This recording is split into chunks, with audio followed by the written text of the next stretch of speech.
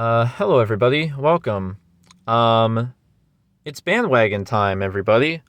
Um, so Lewis of House of Tabula and my friend Esteban, who is also a patron along with me, they did videos. Esteban's video was inspired by Lewis's video, in which they just went unscripted and talked about their love for films, and their love for scenes, and just why they loved cinema. Um, and I started thinking about like if I were to do it, and then I thought it'd be a cool idea if I sort of combined it with what I had been doing with my walk and talk diary videos. I thought that would be cool. To just I mean I already do this, and I can just sort of talk about it while I'm walking and talking. I thought that was a unique approach to the whole thing. Um, yeah, hopefully, I'll try to stay focused. Because sometimes I tend to get distracted during these a lot. Um, but hopefully that won't be too much of an issue. I'll try to just remain focused on cinema, on the discussion at hand. But I mean, if something happens, I'll try to avoid it unless it's impossible to ignore. But who knows? Maybe that would also be part of the charm. Maybe I'll have to do that. Yeah. Yeah. Maybe that will all just be part of it. Who knows? I don't know. Hopefully nobody bothers me or anything like that. Hopefully it's not too busy here. I also just realized I got here and it's like it is 102 degrees outside. Isn't that fun? It's a little breezy, which is nice, except maybe the audio. I hope this turns out good because this is gonna be unscripted. If I do it again, it's not gonna be the same. So yeah, I don't know. I'm gonna stop talking and start talking, and yeah, let's get this show started. All right. So, where do I begin? Um, why I love cinema. I guess that's the topic. I guess it's. You know, to answer the question why I love cinema, it's a bit complicated. That's not something that can be easily answered with one sentence. It can't just be it can't just be a simple response and then the video ends. My reasoning for loving cinema has changed a lot over time. It's evolved and it's grown. I would say the best way to summarize my relationship with cinema is almost like a real relationship. Almost like I sometimes feel like I'm married to cinema, as stupid as as pathetic and incel-like as that sounds, and ultimately deranged as it is. Sometimes it feels that way. Because ultimately I do love cinema, and I've loved cinema for many years. On the other hand,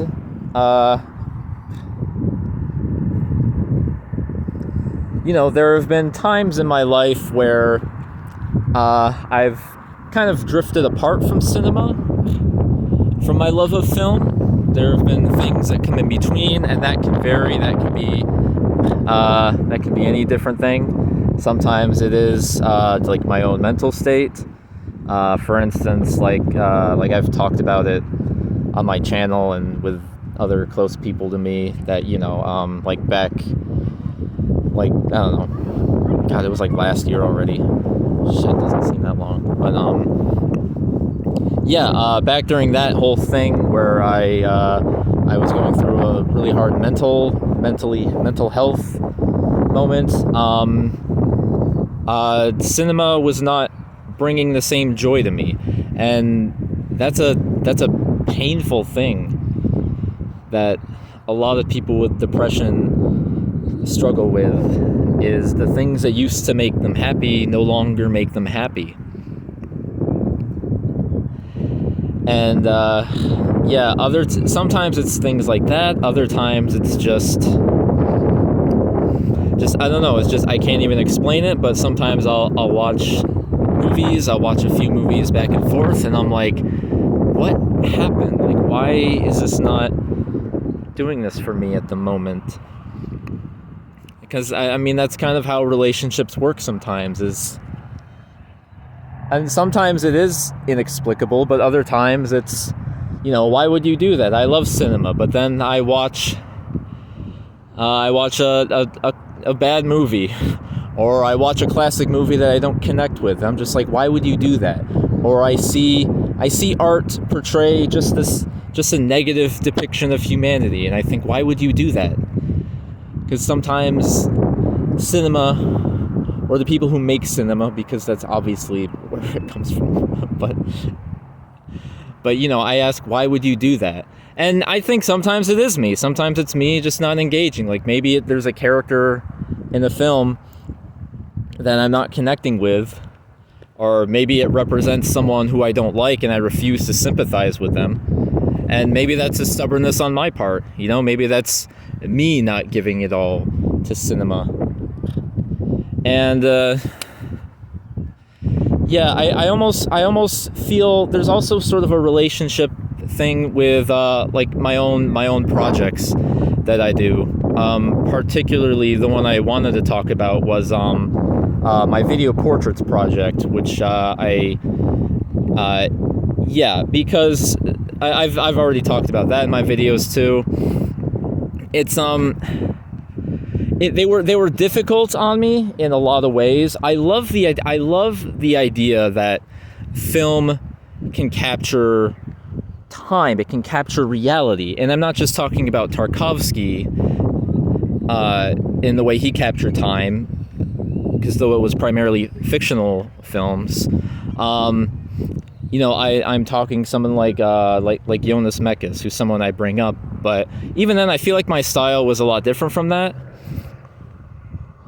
Because I am fascinated with the documentary genre. I am fascinated with the cinema verite style, as much as Werner Herzog would chastise me for that. I think that's an interesting aspect that film can do. It can capture reality. It can capture nature happening in real time, human nature, and just everyday occurrences. And I loved it, but it started to take this... I love the idea, but I just don't know if that was for me. I have a lot of anxiety built up, and I cannot be in that mode 24/7 of just looking at everything all the time. I gotta live too. I have to experience life not through a lens. And that's something I told myself, is like, no, I'm not being like a vlog YouTuber or whatever. But it got to the point where I was capturing like everything in my life, and it was too much. And and it feels like a relationship, because it was something I did admire. It was something I liked. I liked it in concept, but when it came in terms of doing it, it took too much of a mental toll on me. It took up too much of my time. And sometimes relationships in real life work like that. This is getting stupid. this weird relationship metaphor, but I don't know. I'm a loser. I have no friends, so I have to go to art. But yeah, it is like that, because I don't really resent the video portraits that I did. I don't resent what I made, or really even my time doing it. Not exactly. It's just, it's sort of like when you're dating someone and then you decide to just be friends afterwards. Maybe something else will come afterwards. Who knows? Maybe I'll try doing those a little more. Maybe I need to rethink what my purpose was in doing those.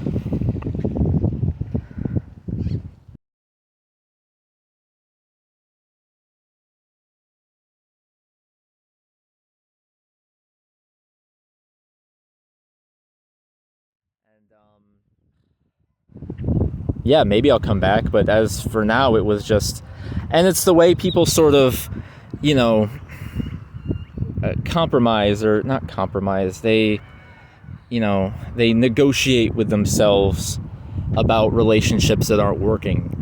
Because I told myself, I'm like, you know, like, I think sometimes to make great art, you have to suffer to make art. You have to get out of your comfort zone.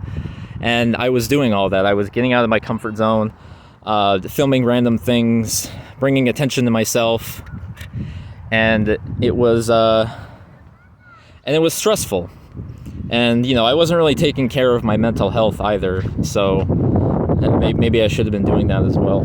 But yeah, as for now, I don't know. It's something that I don't resent. I don't hate. I don't regret it. But it's something that I need to not do right now. Anyway, in regards to cinema, though, me and cinema we have a healthy relationship going right now. We're in a pretty good tight spot.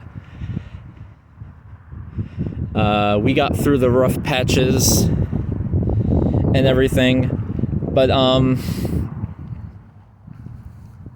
because, yeah, like I mentioned earlier, although cinema was not working for me when I was, you know, incredibly depressed and wanted to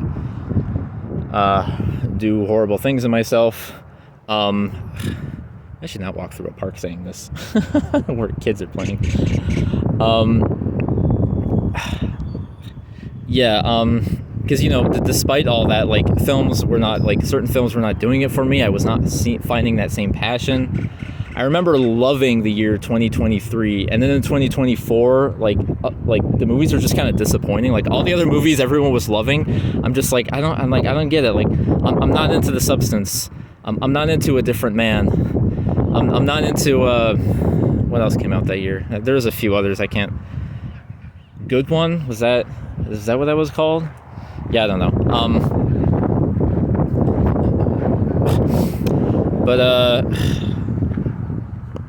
Yeah, and I just wasn't doing it. It wasn't doing it for me. But then I watched An Elephant Sitting Still. And I did it for a video I made. I did it for just a normal review. And that's a film I've seen before and already previously liked a lot. And this time, I watched it this time, it wrecked me in a good way. It just totally pulverized my heart. If you don't know, because I made a video on this and I talked about it enough, but if you don't know, it's a 4-hour movie that is the personification of hopelessness and despair. And the director, it is the director's only movie, and he killed himself very, very shortly before the film was even released. And I can't even think about the movie. I can't even, just imagining the music, just imagining the elephant noise at the end of the film is just bringing me to tears right here. Just that film just hit so differently, and it is just so what I needed. Good thing I walked away from the people so they don't see me crying. But oh my god, and again, like, I already liked that movie. You know, I already loved it. I probably would have even given it a 10 out of 10. But like, watching it now, like, oh my god, I bumped that movie up so high in my list of favorites and best of the decade, of that year. What was that? That came out in 2019, right? 2019 was such a great year for movies. I remember 2019. We got Parasite, The Lighthouse, Waves, which was probably my favorite movie. Plenty of other great films I can't think of off the top of my head right now. This is the thing about going unscripted. You're unprepared. Pretty sure Louis and Esteban were just recording in front of their home, in front of their like computer screens. They could just be like, "Oh, what is that movie?" And then just, "Oh, what the fuck is that movie?" "Oh, I don't remember the name of that movie." I'm sorry, guys. I'm sorry. I couldn't resist.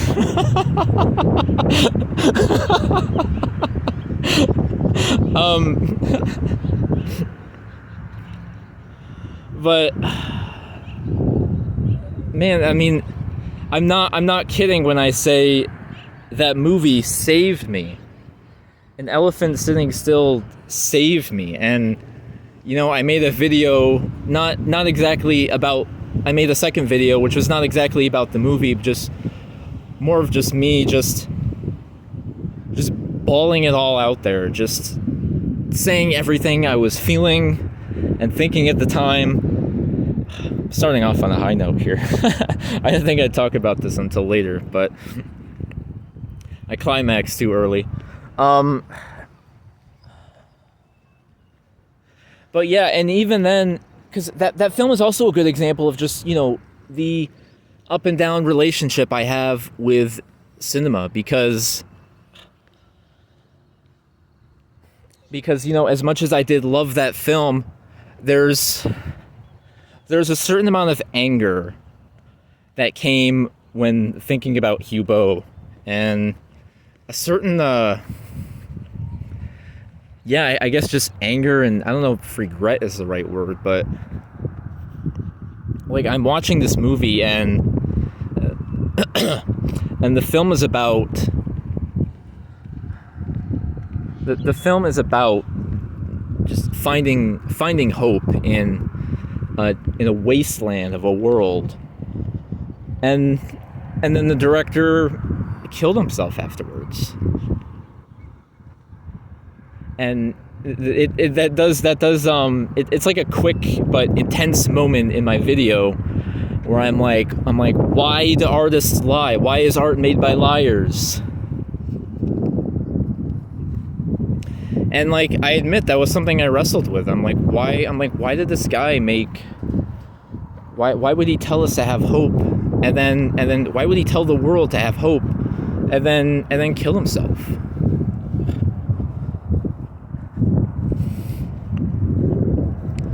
So again, as much as I love that film, it's also it comes with a lot. It comes with some things that are not easy to process. And there's this concept that gets brought up all the time of separating the art from the artist, and that is something I'm able to do. You know, if other people have issues with that, I understand that. I understand. Maybe people should come to terms with that, or maybe they don't want to. If they don't want to watch a Roman Polanski movie, I'm honestly not going to hold them against it too much. I'm not that crazed about it, but I do think people should try, especially because, you know, nobody's perfect, and that doesn't mean we should excuse the bad behavior that people in positions of power can get away with. But nobody's perfect. That's why, like, even in these walk and talk therapies that I've been doing, or diaries, whatever I feel like calling it, it's like I've shown, like I've said some things, or I've like done things in the video, and I've honestly questioned, like, should I like edit this out? I think one I haven't put out yet, but one of them I just like, I don't know, just the way I come off, like I go on this stupid like political rant, and I'm just like, ugh, like I'm kind of embarrassed of that, but I don't want to hide it because I want people to know the real me. And you know, and we live in this world where everyone has this presentable image that they project on the internet, and everyone thinks, oh, this person has such a great life, such a great personality, but you really don't know them. They could harbor like even like worse thoughts, like deep down in their subconscious. This is like what David Lynch films are about. It's about the duality. It's about the lightness inside of us, but also the darkness. And I think depending on who you are, if you're more of an optimistic person, maybe you need to acknowledge the darkness. If you're more of a negative person, then you need to acknowledge the lightness. And I feel that is why David Lynch films are drawn to so many people. But anyway, the fact that, nobody's perfect, and the purpose of art is to express yourself. And, maybe an art piece does make you feel uncomfortable. Maybe it does challenge you. Maybe you find out that the artist is not a great person. Even if it's not cancelable, you might find out that they're kind of a jerk, Fellini is my favorite director of all time. And I sometimes romanticize the relationship he had with his wife, Giulietta Massina, because they made great work together. And they were married for a long time, and they did do great stuff. It seemed like they did love each other, but they also had a lot of downs. Federico cheated on Giulietta many, many times, and he didn't really seem to stop until he got old, and women didn't like him anymore, and he realized, okay, maybe I should just stay with this woman. But I don't know if that's maybe too much of a cynical way to look at it, but. And again, I almost feel like that's my relationship with cinema. It's like Federico and Giulietta. We're gonna be together forever. Cinema is never going to leave my life. I am never going to leave cinema. I may cheat on cinema with music. I don't know. Music is pretty cool, actually. And I've been getting into poetry. Poetry is my new mistress.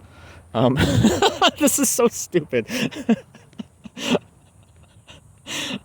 But but no, not in regards to having affairs. That's not what I mean. But as far as having ups and downs, we're like Federico and Giulietta. We're like Diego Rivera and Frida Kahlo.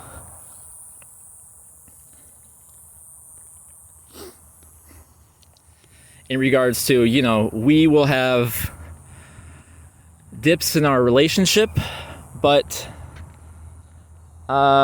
we will always be there for each other, and we'll always have that love. Anyway, this is the thing about going unscripted, you may find out that an artist is not always a great person. I was thinking yesterday about Jack Nicholson, who did not I don't think he's done anything heinous or anything. Oh wait, did he? Oh crap, I can't use him as an example now. No, I just remembered he did. I think so. I'd have to fact check that, because I really don't hear anyone bring it up. But, Jack Nicholson, but I'm sure that there's plenty of artists out there who are, they make great art, but they're known for being assholes. Jack Nicholson is known for being a pretty stuck-up asshole actor, the typical Hollywood kind of stereotypes. But he's one of the greatest actors who ever lived. And that doesn't mean it's it's okay to be like that because you're famous and talented. But we all have transgressions, It comes down to the whole virtue signaling thing that's been a trend lately. It's you have flaws too. You're not a perfect person. And people need to acknowledge that about themselves. I won't do the mental health thing. I'm gonna stick with cinema. Sticking with cinema.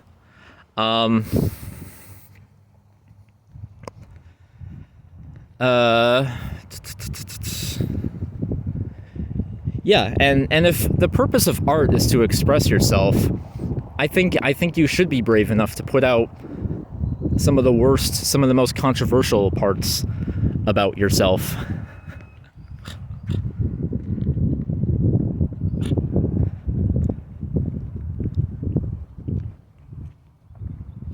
I think that really is, we should be more brave about that. And I mean, okay, sure, Roman Polanski didn't really make a film admitting to him being a pedophile. Woody Allen, no, actually, Woody Allen kind of has in his films. Have you seen Manhattan? But yeah, you know, it just comes down with being sincere, you know? And yeah, I mean, we all have things like that. So we gotta, doesn't mean we should just accept. The first step is accepting it, but we shouldn't stop there, you know? Yeah. Film is my mistress. That's what Ingmar Bergman said. It's cool when Ingmar Bergman says it, but it's lame when I say it. Is that it? I mean, even Ingmar Bergman is, you know, he never, well, to be fair, I don't know, I think I'm not too concerned about Bergman. He was a womanizer, which, I mean, I think all his wives and all his girlfriends knew. I mean, he, like pretty much all his, leading ladies were all, in relationships with him. Liv Ullmann, Bibi Andersson, Harriet Anderson. But what was neat was, they all remained friends. You know, they all remained friends for such a long time. Even though Liv Ullmann still speaks highly about Bergman. So, you know, again, I don't know if that means it was right for him to just, you know, be fraternizing all the time. But you know, something I do respect about Bergman is that he didn't let that compromise his films, you know? If Bergman wasn't such a horn dog, Liv Ullmann might not even have a career or the status that we know that she has today. Because she was friends with Bibi Andersson, and Bergman met her and was like, "Ooh, you're hot. Wanna star in my next movie?" But if she was a bad actress, I don't think Bergman would have casted her. Bergman didn't do that. He wasn't I don't know. Easy example, Harvey Weinstein. He wasn't a Harvey Weinstein where he's like, "Ooh, let's I made a promise to my girlfriend, my 30th girlfriend, if that's even what they were, to star in this movie." You know, he at least still cared about art, about cinema. Oh God, this isn't really what I wanted to talk about.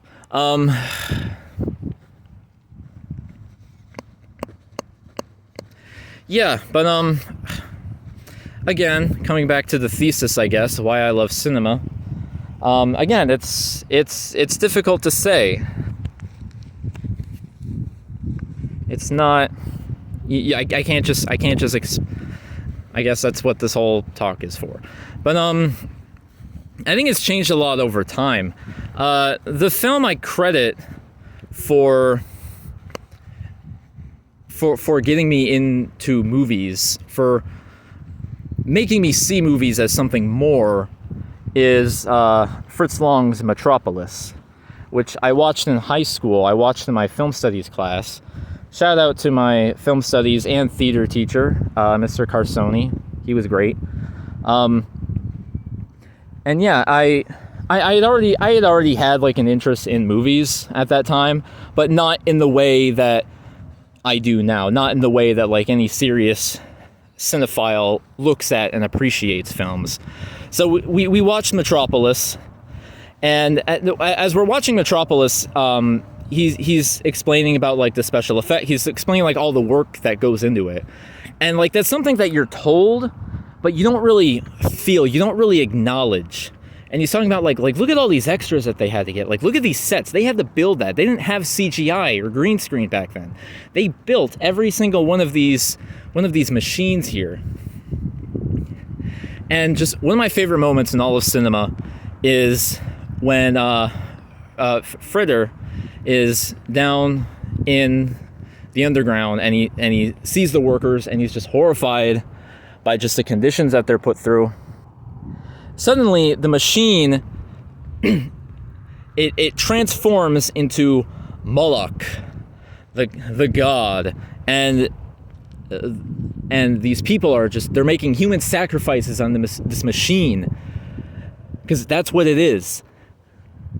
And like it's such an explicit moment of symbolism, but that didn't matter. German expressionism is not about subtlety. I can get to that later, but it didn't matter, because I was just, my jaw dropped right there. I'm just like, movies can do that? Like, yes, that makes sense. Like, film can do that. Film is visual. Film can be like a painting and just represent things. It can just show you something as a symbol. It doesn't have to follow reality. It can convey an emotion. It can be emotional. It's much like the rule for musicals, where characters sing when their emotion is just too strong that they can't do anything but sing. And that's what German expressionism is. That's what symbolism or surrealism, not surrealism, but it's the emotion is just so strong that reality itself has to break, that emotion overcomes logic. And I love those moments of, those are some of those moments of my early film development, of just, cinema can do that. Like seeing Moloch appear for the first time, and seeing all these other images, and seeing the way this film has come to life, it's so much more aesthetically pleasing than the CGI shitfests that I was previously affronted to. I don't know why I can't think of the word. Exposed to. Just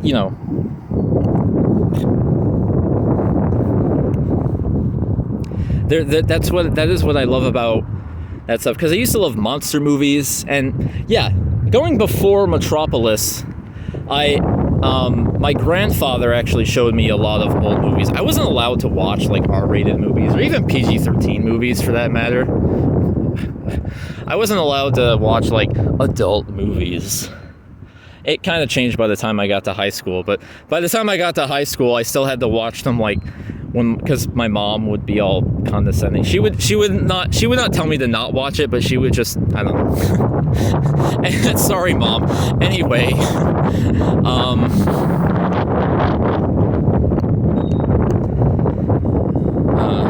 well, I can test out if this microphone sounds good in the wind.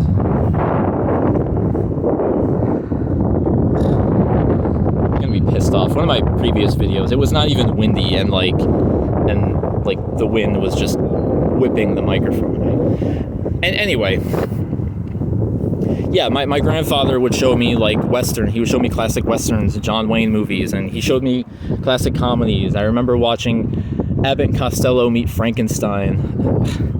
I remember watching Charlie Chaplin and Buster Keaton a little bit too. And that got me into checking out like so many other great classic comedies. I loved Westerns, I loved comedies. I really loved monster movies at the time as well. I really loved the Frankenstein movies and Dracula. I was into all the Bela Lugosi and Boris Karloff. I love seeing them in movies. So I had already like acquired a taste for film, but I feel like by the time I finally watched Metropolis that's when I really started to look at film as an art form, and I started to appreciate the deeper layers. That's when it started, and I feel like it's grown so much over time. Even lately, being in the House of Tabula Discord has it's made me view certain pieces of art, but also art in general, in such a different way. Such a different, unique way. Yeah, because I watched a lot of like Golden Age Hollywood stuff while everyone else was watching like the newer things, obviously. So I don't know. Maybe I was a little elitist in that. I was like, nah, new movies suck, guys. Okay, newer movies are not nearly. I don't know if the monster movies were scary, but I don't know. Again, there's something I loved seeing about like Godzilla and Gamera, and there was something about seeing like the actual like how they built these suits. There's something more. I don't know if it was just the tangibility. I don't know. I liked seeing how they made it. The craft of King Kong and the Wizard of Oz.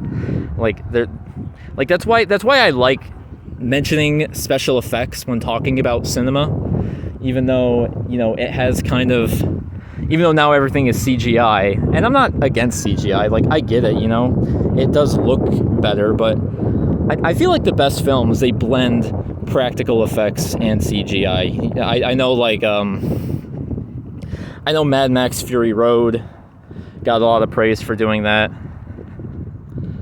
But there's plenty of other movies. There's plenty of movies that like aren't even special effects heavy, but they use a lot of special effects. Something like Forrest Gump comes to mind, or I don't know, like The Wolf of Wall Street. God, I don't know. There's tons of movies that use CGI and like you don't even know it. Which I don't know. I kind of wonder about the purpose of it, but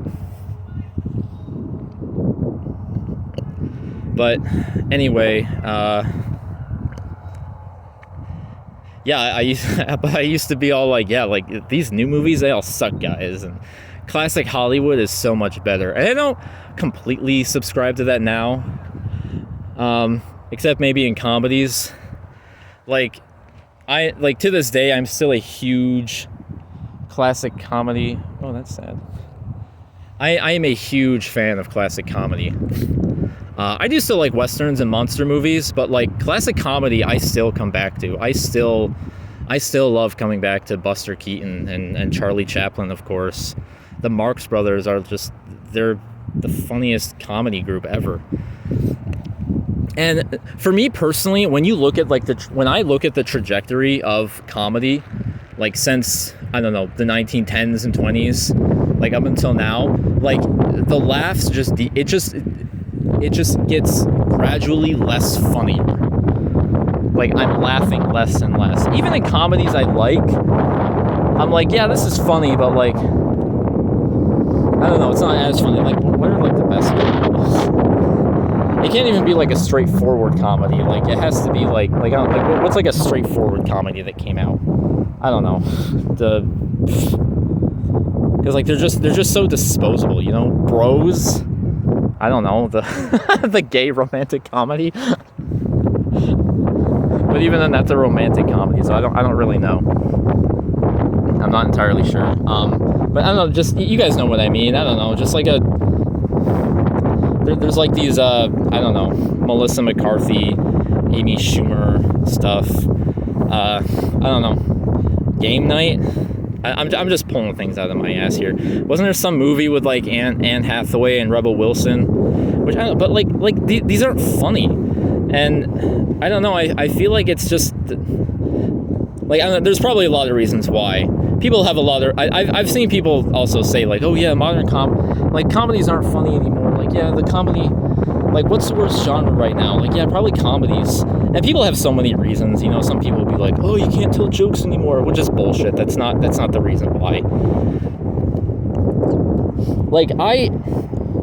There's no comedian, no comedies that can make me laugh more than, like, the physical, like, the visual comedies, or, like, the wordplay comedies, or, like, Looney Tunes or something like that. And sure, it's all subjective, I mean, I obviously grew up on those while everyone else was watching, I don't know, fucking American Pie and Superbad and whatever Seth Rogen's putting out. Actually, Seth Rogen, I mean, yeah, that's probably a better example. I mean, I don't think his films are quite as bad or as disposable, although I don't really like them. I'm not a fan of them. By the way, I'm making breaks in the recording because I don't want to lose the footage. That's happened to me before.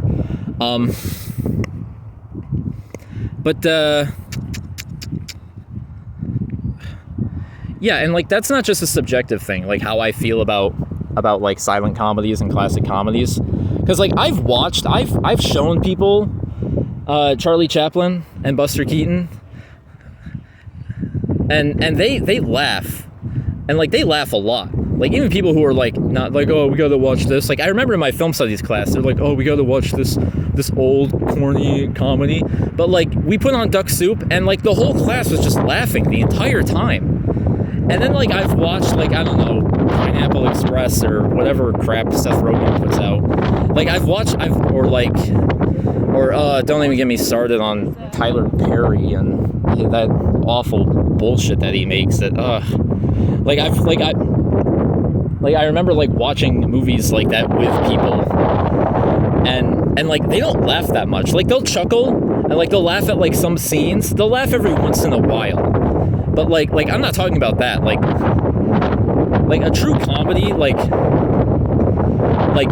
the best comedies. When I watch Modern Times, when I watch Duck Soup, I'm laughing like every 5 seconds. Like, that's how funny they are. It's like I have to stop myself from laughing just to hear what all the things that Groucho is saying. Like, that's how funny those movies are, you know? And like, nowadays I guess people think comedies are like, oh yeah, I laugh like 3 times in the movies. I'm like, no, that's a shitty comedy. I'm sorry.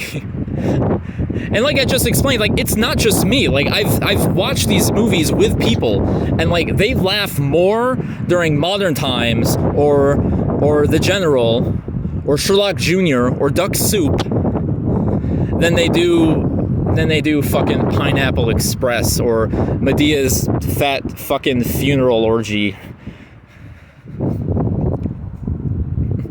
So yeah, comedies are bad, because comedies have been getting worse all throughout time. Like, even if you look at, like, I don't know, comedies that were made during the 60s or the 70s, you know, where like they didn't have jokes.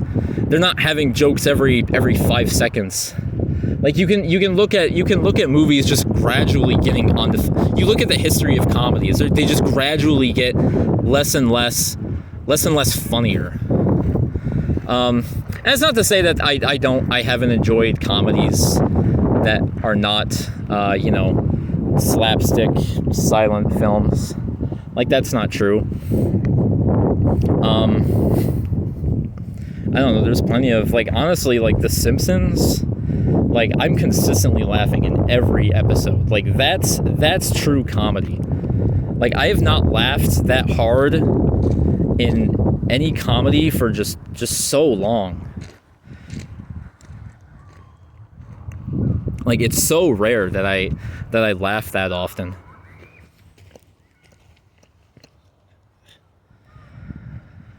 But I don't know, there's other good examples. You know, I kind of like Sacha Baron Cohen stuff. I mean, I don't really like him now. He turned out to be kind of a shitty guy, but but I don't know. I like his approach to comedies. I also acknowledge that, like, actually anything Nathan Fielder does is great. Like, Nathan For You is one of the funniest shows I've seen in so long.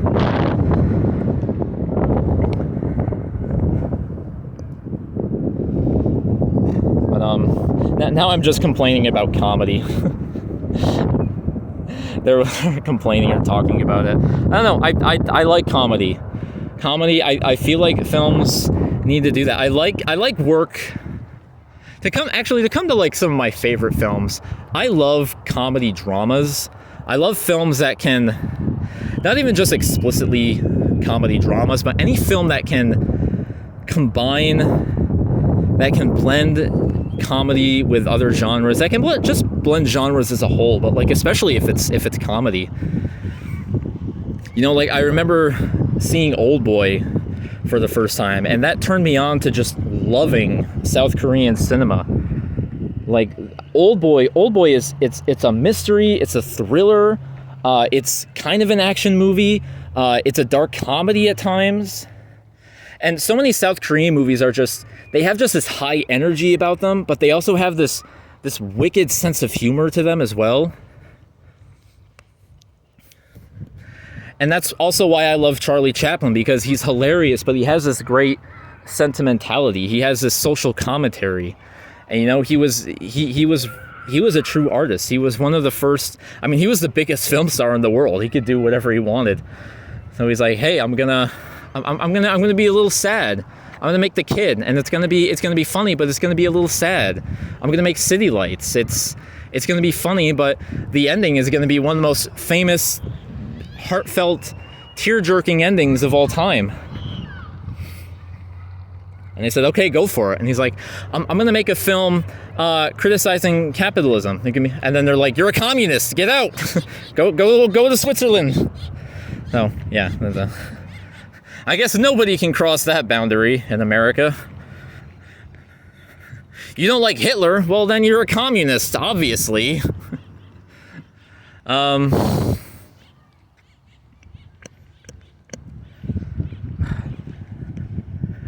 Geez, but yeah, I mean, again, I love comedy dramas. The Graduate is one of my favorite movies of all time.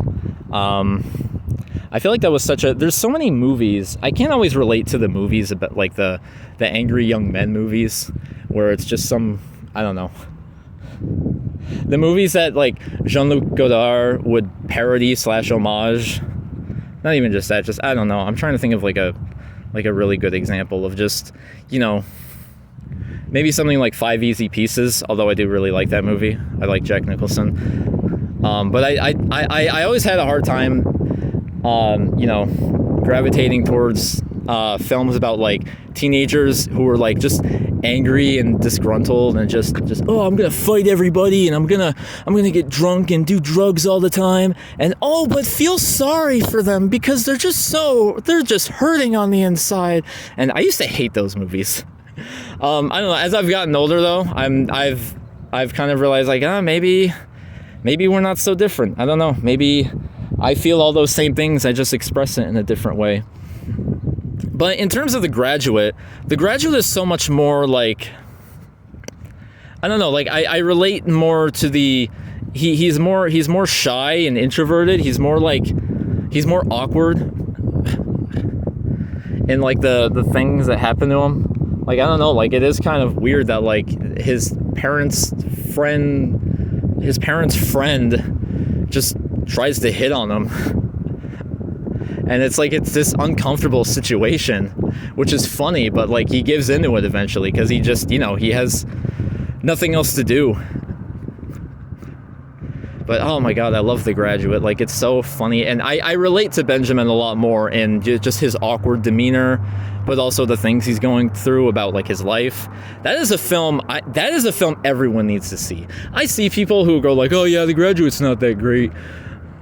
Which, fair enough, but like, I honestly think that's a film that everybody needs to see. Everybody who's a teenager, everybody who's about to graduate or even did graduate, like from whether it be high school or college, just anyone who is just afraid of their future or who's unsure, which everyone is, they need to see that movie. Like the way it connects to you on that level. And that's something I've been trying to rediscover, that a lot of us have been rediscovering, is that as much as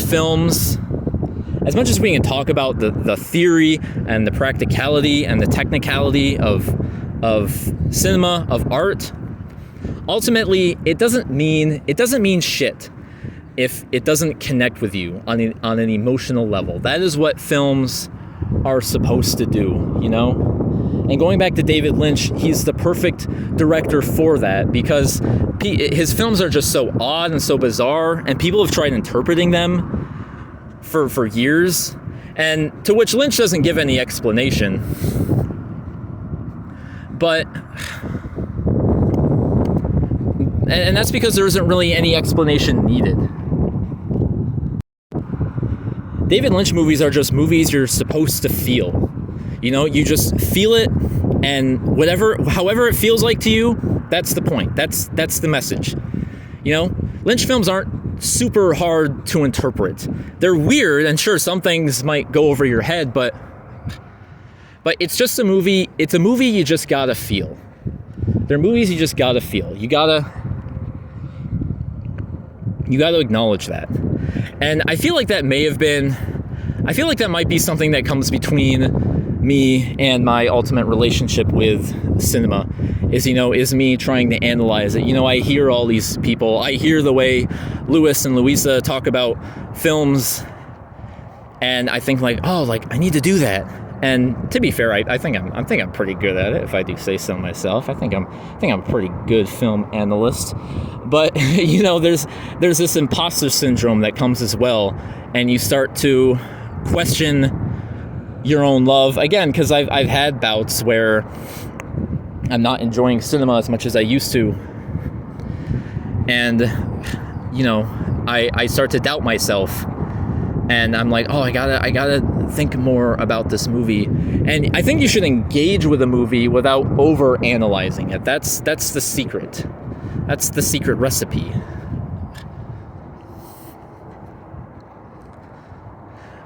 Very, very recently, I saw two of my favorite movies, very close together, but two of the most transcendental movies ever made: 2001: A Space Odyssey and The Tree of Life. And it's the perfect time to watch those movies because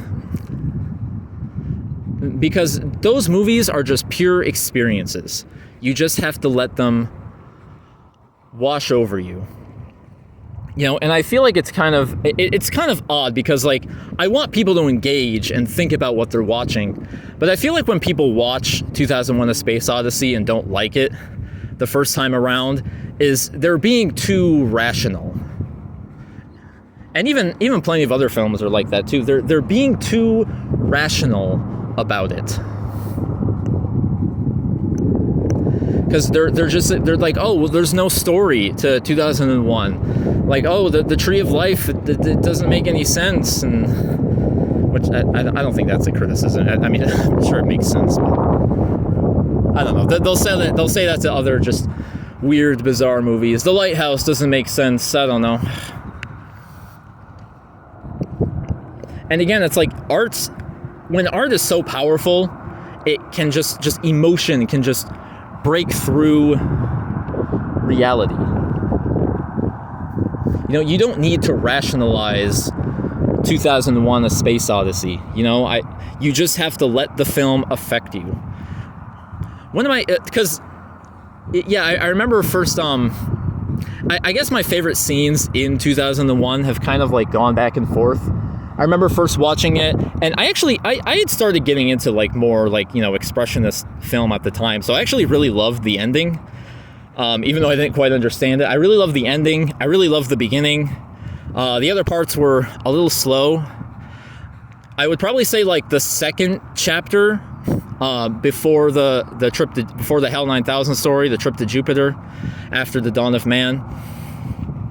I would have said that, like, I think at one point that one was my favorite, because you get to this scene and it's just an elongated scene of spaceships floating around, and the Johann Strauss's beautiful music plays in, and God, it's scenes like that where like they just make you love classic music, and just where music and cinema, and it's a ballet of spaceships. Everything comes together, and you just appreciate so many aspects, so many mediums of art all at once, just coalescing and working together. Something that was apparent on this time, and maybe Esteban can confirm this. To me, it felt like I was watching. It felt like a symphony. There's different movements happening. There's the first movement with the Dawn of Man, and the second movement with this ballet of spaceships. The third movement, which is almost a horror movie, with HAL 9000, one of the most famous characters / villains of the cinema. Even though he's not even human, he's just an AI that is completely. He is all irrational, And watching it again, something else that happened was this is the first time I've seen 2001 in theaters, and during the scene where HAL 9000 is about to be shut down by Dave, the other guy was Poole. What was his last name? Bowman? Yeah, it was Bowman, right? Okay, yeah. Where Dave, maybe Bowman, is about to shut him down. The audience was laughing. And I didn't have an issue with that because, like, it was actually kind of funny. You know, Kubrick used a lot of humor in his films. And during this scene where he's like, I mean, obviously, like, some of the things he's just saying are funny on their own, where he's like, take a stress pill and relax. But there's a great irony humor that plays into the themes of the film and of that story of, like, you know, here's this robot, like, they question, like, oh, is this robot even human? And here he is begging for his life, which he doesn't really have a life, he's just fighting for survival. And he starts singing. He goes out singing Bicycle Built for Two as he's being unplugged. As in, like, this, you know, that's just a great bit of ironic and dark humor, but, like, you know, thematic humor as well. It's existential comedy. I almost thought that was mine for a second. Mine fell off during one of my walk. My microphone fell off my phone during one of my walks. I had to.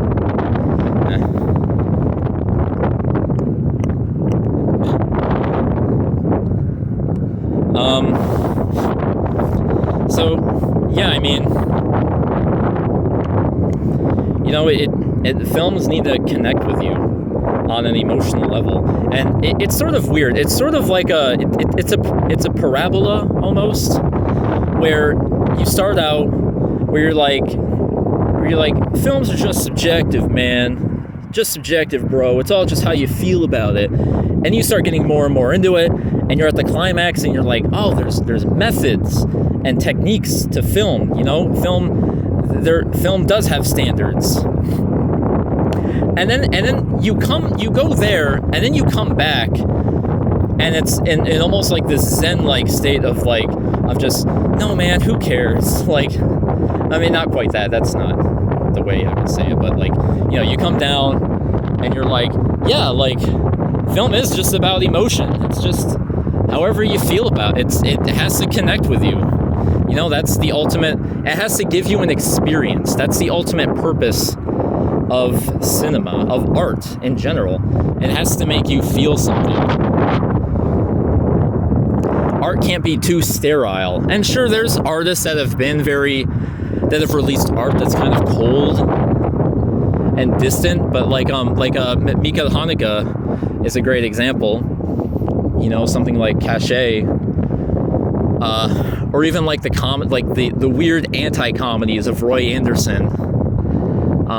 Or even Kubrick, you know? Like, I guess, like, you know, I love 2001, but I guess, you know, people don't always emotionally attach them to it. It's not a film where you emotionally attach yourself to the characters. But I feel like in the case of Hanukkah, you know, it is that lack of humanity that is the emotion. You know, he's sort of commenting on humanity in that, and there's this tragedy in modern living that, like, oh yeah, like, this is what we've become, this is what has happened to our world. So, you know, and I love slow cinema, and, you know, slow cinema can be hard for people to get into, but I think slow cinema can be super powerful, super emotional. I was thinking the other day, first time I watched Landscape in the Mist by Theo Angelopoulos, who is one of the greatest filmmakers. I just love his style. I remember first watching Landscape in the Mist, and I was enjoying it, although not that much. I thought there was, like, I remember, like, kind of not being all that into it. I was a young movie critic. I was kind of being like, yeah, whatever. What's this dumb scene with the chicken here? I don't know, but the most famous scene from that film Or, well, what I think. I guess there's two very iconic moments from that movie. One of them is one of them is famous for a completely different reason. But the one I want to talk about is the one that's on the poster. You all know what it is if you know about even if you just know about the movie. The scene in which a helicopter lifts a statue's hand out of the water. There is something so I don't even know why it did. It's hard for me to even say why it does now. But it just stunned me. It just arrested me. I was just completely floored. I didn't know why. I was just mesmerized by a helicopter pulling a hand out of water. There's something biblical about it. I don't know. It's just this inexplicable magic.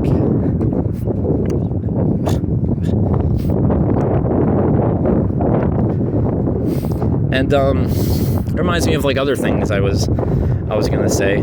This I kind of mentally scripted this. I didn't literally script it, but I script it. I script all my conversations with other people as well. I'm autistic. I have to do that. So I'm just kind of naturally thinking about what I wanted to say. But there's one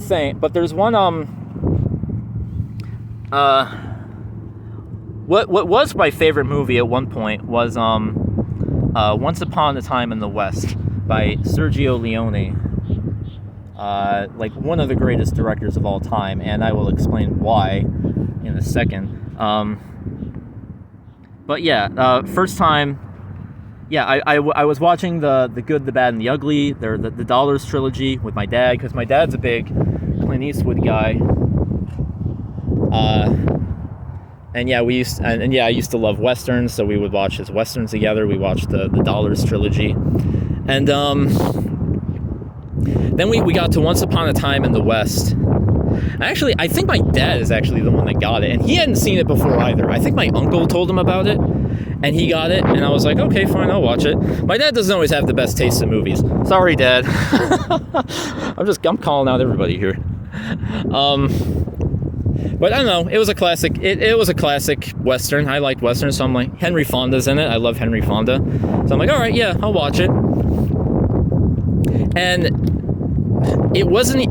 I can tell you this, that became my favorite movie just solely based on the emotions it made me feel. Well, and like, yes, I can point to like, oh, it had amazing music. The music made me feel good. It had really cool shootouts. It had really good pacing and close-ups and acting. And yeah, I could point to all that. Like, yeah, that was all why it was good. But that all worked and made me feel something. There's a very important moment for me specifically in that film. And just, again, it's a vibe. As much as we don't want to use that term, it was a feeling that just came out of nowhere. There's a scene in the beginning, after Harmonica shoots those guys, and after Frank shoots the family, we get to a scene. We get the introduction of Jill as she gets off the train and arrives here, and just I vividly remember the emotions I was feeling. Again, I'm doing a bad job of explaining this, but so I'm watching this scene. The train stops. Jill pokes her head out of the door. Her theme music plays from Ennio Morricone. She smiles and gets off the train. I don't know what it was, but my heart just leaped. I was completely immersed in this world. This character, I had just fallen in love with this character, and all I did was see her smile and hear music play. Which Ennio Morricone's music is so integral to to pretty much every film, especially Leone's films, because it was the way Leone used the music. And again, like, I vividly remember, like, that scene right there. Like, I don't know what it was. I remember watching all these people, like, getting into cinema and hearing all these other people talk about cinema and talking about, like, magical moments that they just love. They're like, oh, it's the scene in To Kill a Mockingbird. Gregory Peck holds his composure. And that was that moment for me.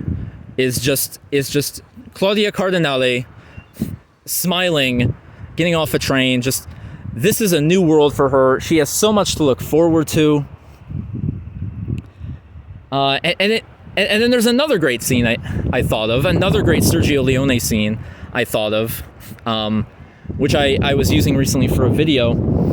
In Once Upon a Time in America, it's a scene where the youngest, the littlest Dominic, the one well, okay, I won't spoil it. The Dominic, the littlest one, where he sees his reflection, and the way he does it is he kind of stops, like he kind of starts. He starts and stops. He kind of starts as he sees his reflection, and we just look at him, just examining himself in the reflection, and I'm just like, and the viewer is, what is that boy thinking? What is going through his mind right now? He's perplexed by his reflection? Is he repulsed? Is he admiring? Is he just doesn't know what to feel? Is he amazed or repulsed by it? And something about that is just so, it's a little boy seeing his reflection. It was the 1920s. Did people had mirror? Did people not have mirrors back then? Maybe not. He was poor. Maybe he didn't have a mirror. So, like, but I don't think about that. Like, the first time he sees his reflection, there's that psychological theory. I don't remember who it was. It wasn't Freud, was it? It wasn't Jung either. I don't know. But there's that concept of, a child seeing themselves in a mirror and suddenly getting a sense of their identity. And, like, think about it, like, that, like, was that the first time that boy ever saw his reflection? Like, got a look at himself? And, oh my God, I love, this is what makes cinema so great, and, I have a couple points here. Hang on. This is just what makes cinema so great. This is what I love about cinema. The way the viewer, the best films, the viewer must become a participant in the film. Because I've seen people go like, you see people all the time be like, yeah, books are better than movies. Books are so much better. And I love books, don't get me wrong. Books are a great storytelling technique, obviously. But, like, I've seen people who are like big bibliophiles as well, and they'll be like, well, books are better because they tell you, like, what the character's feeling and thinking and stuff. And I'm like, oh, sure, that can be an advantage, but I think that's actually an advantage that cinema can't do that, because at that point it engages the viewer. And that's something else people say about books is like, oh, you can use your imagination for, like, the scenery and the setting. And I'm like, you can do that with cinema. Like, there's so much of the so many famous movies. There's ambiguity to them. They allow the viewer to interpret what they want about certain scenes, about certain happenings. And again, like this scene with the mirror, the boy, the film isn't telling you what this boy is feeling, but something about seeing that, something about watching that happen in real time. Again, coming back to time, and that cinema can capture time, which is what Tarkovsky said. It's sculpting in time, and we can see time, naturality unfold right in front of us. By the way, I'm making breaks in the recording because did I already say this? I think I did. Just ignore this. I'm not cutting it out because then I'd be a hypocrite. But oh my God, just two great scenes from Sergio Leone films, and this is why Sergio Leone is just It's why he's like one of the greatest directors. It's why, based on pure skills as a director, like there's many, like when I list like my favorite directors or like the greatest directors, there's a lot of criteria that goes into that, because obviously there's a lot of work that goes into being a director. But if we were to judge directors purely on their skills as a director, Sergio Leone would be like top 5, top 3, maybe even number 1, because he just embodies so much that a director is, because so everything a director has to be, you know, as far as just the directing skills go, as far as the technicality. He had the technical skills, of course, and you know, everything he was doing, he knew all the different components to cinema. It was the choices he would make, as far as the way he would frame and present scenes. That's what a director should do. They need to present scenes in unique ways. And Sergio Leone's films, they had great scenes of suspense. They had great scenes of action. They had great scenes of nostalgia. They have just great drama, great emotional scenes. Like, Once Upon a Time in the West, for me, is a drama. You know, he comes off his Dollars trilogy, which are much more like action oriented, but Once Upon a Time in the West is a drama. You know, it's a well written melodrama with action and adventure, but it's a drama at the heart of it. And again, Sergio Leone, he can perfectly convey every mood. And like, I vividly remember going through his filmography, because I fell in love with him after Once Upon a Time in the West. I mean, I had already liked him with the Dollars trilogy, but Once Upon a Time in the West, I watched this and I'm just like, this guy really is like, he's a master. Like, and he was my favorite director for a while. He's still without a doubt one of my favorites. And like, oh man, he died too soon. He was gonna, because I mean, people definitely venerate him, but I don't know if we venerate him on quite the same scale. You know, like he was gonna be like the next Francis Ford Coppola, not Coppola, Coppola. Stupid YMS, getting me to say Coppola, moron. So I just saw Francis Ford Coppola's new cop-out. Sergio Leone, if only, this is horrible, I was going to say something horrible. If only Coppola died, like after Apocalypse Now, and Leone got to go on. And Coppola didn't make any of the shitty movies he made after that. And Leone got to make The Photos of Leningrad, and perhaps a lot more. Like, yeah, he was branching out, man. People nowadays just look at him as like, oh yeah, he was a great, he's known for the spaghetti westerns he did. But I'm like, he had so much more talent than that. He was going to so many more places. And damn, it sucks so much that he died. And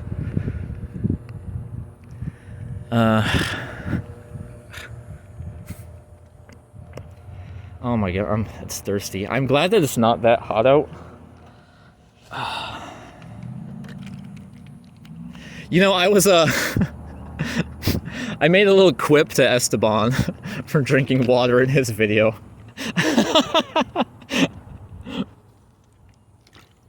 I have a better excuse for it. I live in the desert. I'm outside in the desert. I have an excuse for it.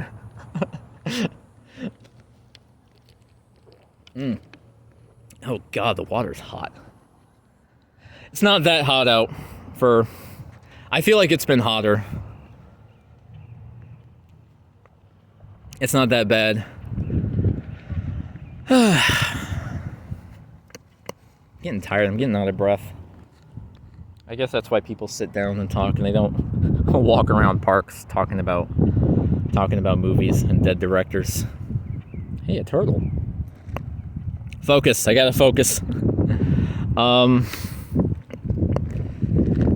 Yeah, man, but Sergio Leone was like, I think my first favorite director.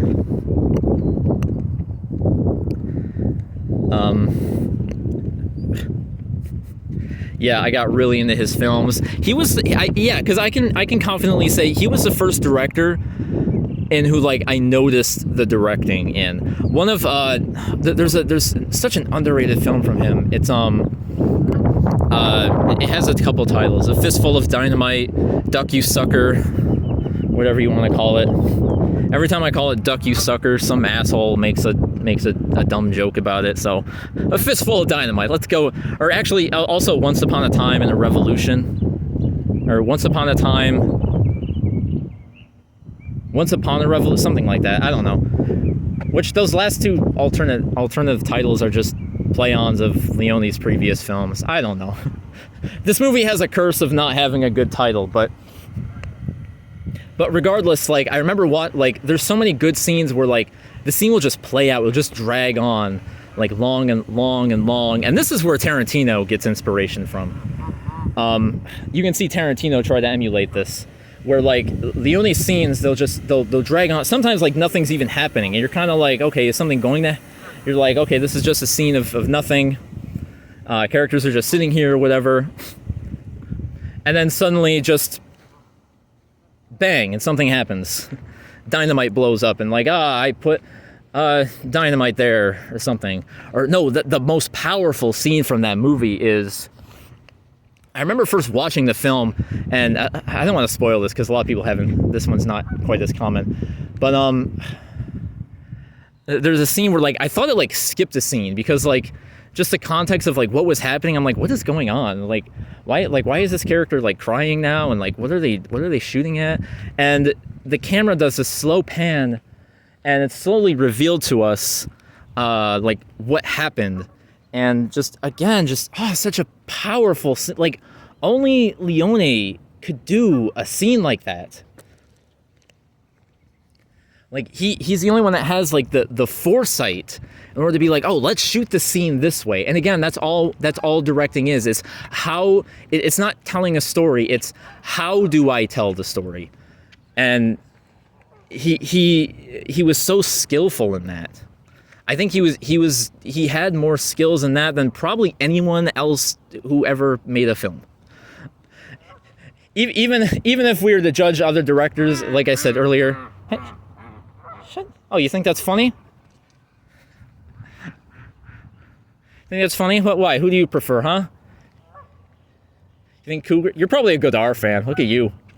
You stupid little white stripe on your beak. Godard. I like Godard. Godard's a Maoist. I like Godard. Little loser.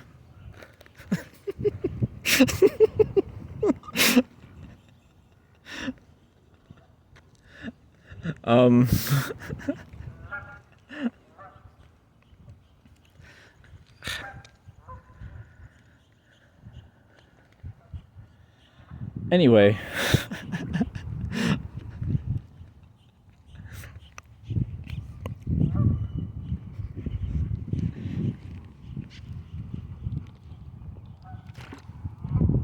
Little turtle. Another turtle in the water. It's Harry Turtletop. I couldn't think of a director pun for the duck. If you guys think of a good duck director pun, leave a comment. Let me know. Akira Quackasau. No, that's awful. That's no.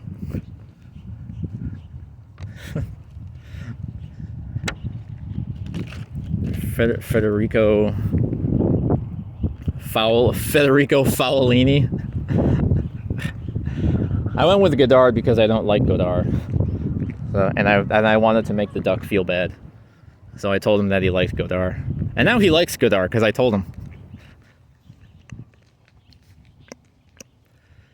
And yeah, Leone is a 10, Godard is a 1. Is a 1 on the director scale. I think I'm starting to get tired. My fatigue is starting to hit. But I have a lot more that I wanted to talk about in regards to cinema.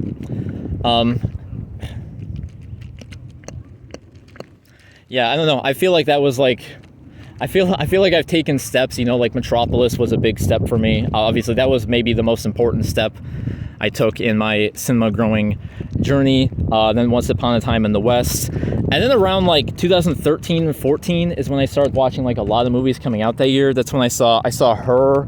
I've talked about how much I love that movie, like just what that meant to me. Like the entire cast all became like some of my favorite actors: Joaquin Phoenix, Rooney Mara, Amy Adams, Scarlett Johansson. And that was still when I was like semi-cringe. I was still like a semi-cringe fanboy. So I was like, oh, you guys, Samantha's real. I was just like, oh, Samantha's not an AI guy. She's real. Just pathetic stuff like that. I also saw Upstream Color at the same time. And Upstream Color is also a very important film for me, because that's like what I mentioned earlier. That is one of those films can do that moment. It's just one of those. Anyway, Upstream Color was probably my next films can do that film. I was completely floored. It was this independent movie by Shane Carruth, who is a massive piece of shit, unfortunately. Again, art from the artist, whatever. But yeah, regardless of that, I was blown away by Upstream Color. I watched Primer afterwards, and I liked Primer. I didn't like it as much as I did Upstream Color, though. Primer is definitely one of the most confusing movies ever made, and it does kind of have that, and I do kind of feel like it's just trying to be confusing just for the sake of being confusing. Like it's kind of cold purposefully. Upstream Color is not a cold movie. There's actually a lot of emotion put in that movie, as strange as it can be. I got a couple of people to watch it because I was so into that movie, and people were like, yeah, I don't know what was happening, what was it about? And even I can't like explain exactly what it is, but I don't know, it doesn't need a full explanation. It just needs a partial explanation. That's all it really needs. Happy Guy Fawkes Day. Anyway, I hope you guys like the scenery of the bird poop on the ground. That's really lovely. I should talk about Godard when walking past all this. That would send out subliminal messages. And then all the Godard fans will be like, hey, I actually don't, I can't think about Godard anymore without being averse to him for some reason. I get like a feeling of like duck poop. I know that's oddly specific, but... See, I told you, I get distracted. I'm getting tired. Sorry. I saw Upstream Color, and it was this strange mix of science and nature. It was so unconventional to what I had seen before. Of these characters that get... I mean, even nowadays, like, it's still just such a unique plot. Like, it's these characters get abducted by this guy who we never see, and he inserts this organism in them, but like this weird like microscopic organism. It came from like these pigs on this farm, and like all the people. They have this, all the people that like this happens to, they have this deep connection. I didn't want to get too much into the plot here, but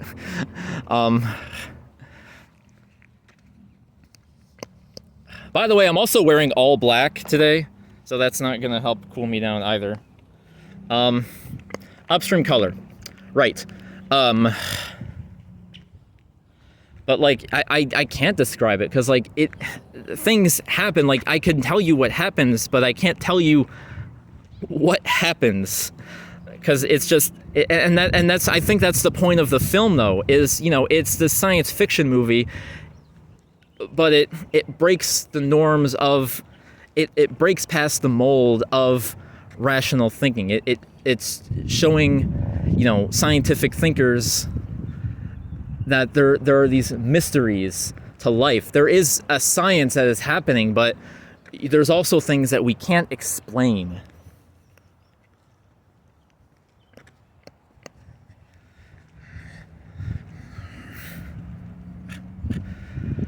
There's things we just can't explain. And, you know, it was almost like, I'm trying to think like what I described it as. Like the few directors who like were doing like unconventional cinema that I started exploring, I'm like, oh, it's kind of like Kubrick, but I wouldn't even say it's like Kubrick, but like, oh, it's kind of like Lynch. I wouldn't even say it's like Lynch either, but like it's got like this indie vibe to it. Like it feels like an independent movie, but it feels so strange, but it feels beautiful as well. Like it's not just weird. It's beautiful, and it's a film about the great mysteries in life, the great mysteries that unite us.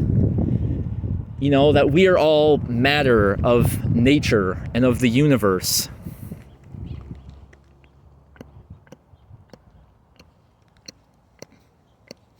But like the way the film was shot, not just the way the film was shot, but even like the themes it was exploring, the way it was edited.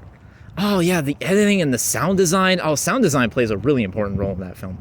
There's so many good uses of sound, of just, you know, just linking all these things together. But yeah, and to this day, I really don't think I've seen anything else quite like Upstream Color.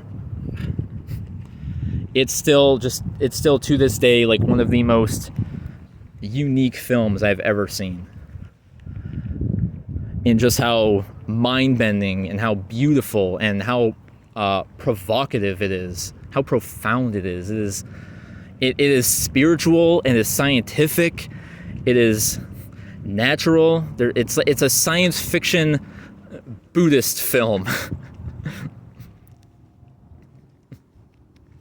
Which An Elephant Sitting Still is also a Buddhist film as well, about suffering. So I would love to do that, actually. Because I remember watching An Elephant Sitting Still. I talk about Buddhism quite a bit. I still need to like learn more about it. I just get busy and I don't always do this. But like I would love to like look at films, especially Asian films, through a Buddhist lens. Because in the same way that a lot of Western media is sort of has like this like biblical influences, whether they know it or not. Like they have these these influences and references to, you know, Christian or Abrahamic spiritualism. You know, actually, there's plenty of movies. There's movies like The Message, which is, you know, about Islam, and there's plenty of movies with plenty of like Middle Eastern movies that probably have an Islamic image to them. But like, I would love to see like more. I would love to like do look at Asian movies and like try to decipher like any kind of Buddhist takeaway, if it has one. Not trying to force an interpretation on it.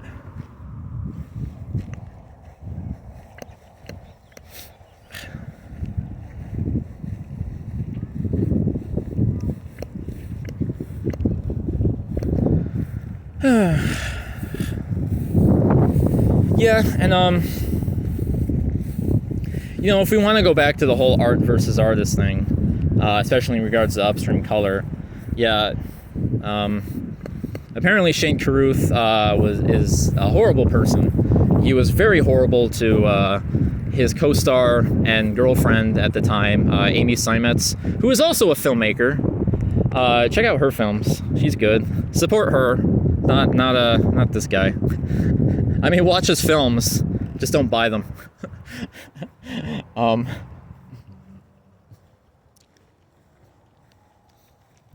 Yeah, and in regards to I kind of know the details, but like, you know, other people, like, you know, when they get canceled, they'll either deny it, or they might just say, or sometimes they even go like, "Oh, I'm sorry," you know, or they'll like, I don't know, they'll try to downplay it or whatever. Shane Carruth, he just went off. He lost his mind. He went completely nutso, and he started like in response to like the controversy, he was like, "I wouldn't date that. I wouldn't, like, you think I dated her, huh?" Or he said that's not verbatim. It was something like that though, just like I'd never date that loser, just like trying to put her down. Then he started making these like weird, bizarre hate videos He hasn't made a movie in 10 years, but he pumps out like 20 fucking videos of just how much he hates Amy Seimetz.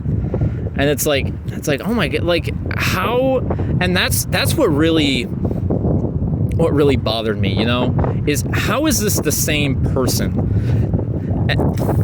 And like I've said before, and I think I was talking about this with one of my friends, is I don't understand it. I can separate the art from the artist. I've seen Upstream Color I've seen Upstream Color many times. I think I even saw it like once, maybe a few times after like the incident, and I still love it. I love it maybe even more. Like it still opens up new avenues in my mind. But I think of what it means to be an artist. And I look at Shane Carruth, and I look at this guy who made his first movie on a budget of $4,000. $4,000, which is like the amount that my bank account has been at times. Like that's just how low. That's just like how much he's able to work on. He has that spirit of wanting to make. And he has things to say. He's not just a technical guy. He has things to say. Upstream Color is just still to this day one of the deepest, one of the most perplexing, profound films I've seen. Like I get it. Like what I said earlier, people make mistakes. People not even just make mistakes. People do bad things. There are bad things about everyone. You know, people are so much more complex. But what does it mean to be an artist? Like, Shane Carruth, you made this beautiful, complex movie about how science and nature are one, and how we're all connected, and how, you know, science and spiritualism can coexist. It's this beautiful, profound message that nobody else has seen. Like no normal person can think about that, let alone put that in a film. Yet the same person is an absolute monster. Like how? That's what bothers me. It's not that it's not that I can't watch it because he's bad. Is I don't understand him. I don't understand these people.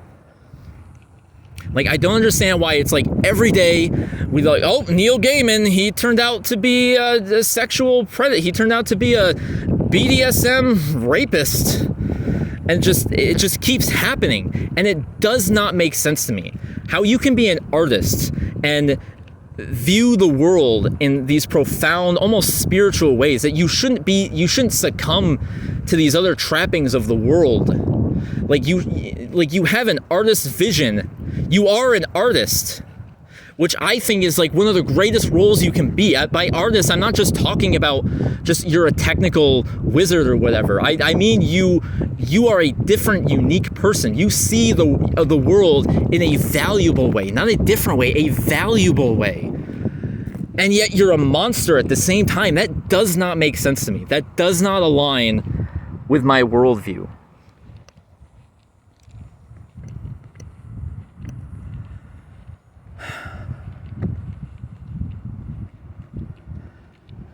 But maybe that's a problem with me and my worldview. Maybe it's other people's worldview. Maybe it makes perfect sense to people. It's almost funny because I feel like my view of what an artist is has actually enhanced by joining the House of Tabula. And I feel like that's why I am actually more scrutinous towards artists and where stuff like this happens.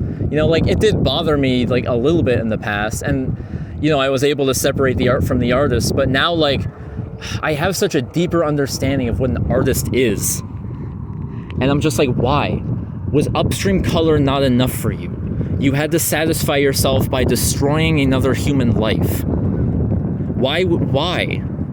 That's not the man who made this movie. You are not him. I'm sorry, you are not.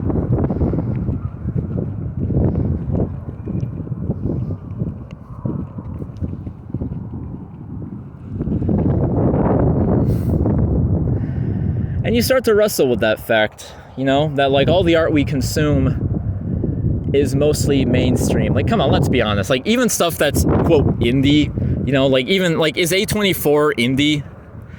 I'm not gonna shit on A24 that much. I love plenty of their movies that they've made. I know it's cool to bash on A24 now, but you know, like, even, like, movies that are indie are not indie. Like, if I can get my movie at the library, if I can get the movie on streaming, is it really indie then? If you're an independent filmmaker and you get, I don't know, Harvey Keitel to be in your movie, is it really indie?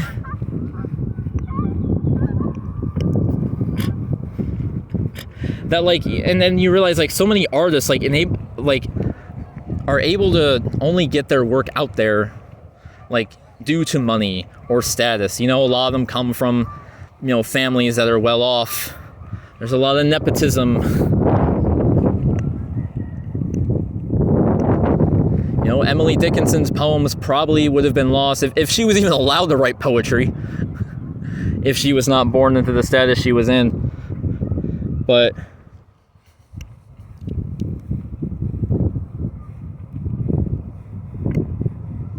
you know, they probably would have been lost if she, you know, didn't have, she wasn't in, like, an upper middle class kind of family. And I'm not saying, like, and I'm not saying that there's anything wrong with that. There's anything wrong with artists who come from those places making money. I'm not saying that we shouldn't, you know, we shouldn't venerate that art. Again, separating art from artists.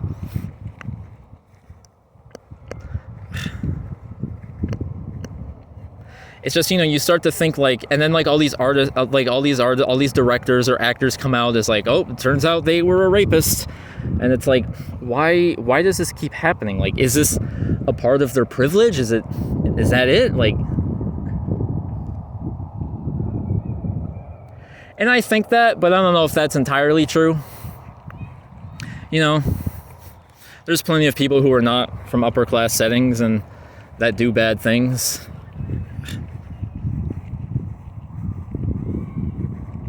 So,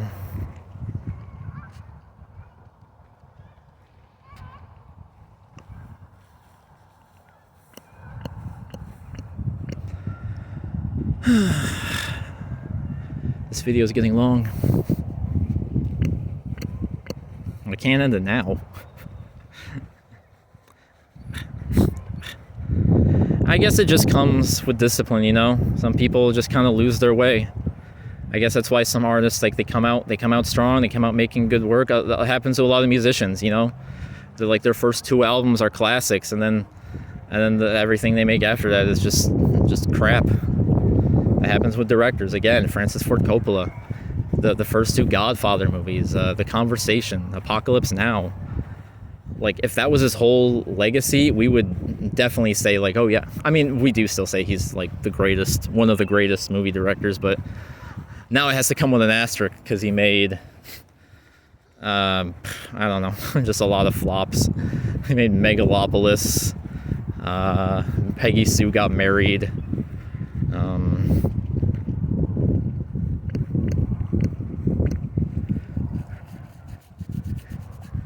The Cotton Club, which is okay, but not great though.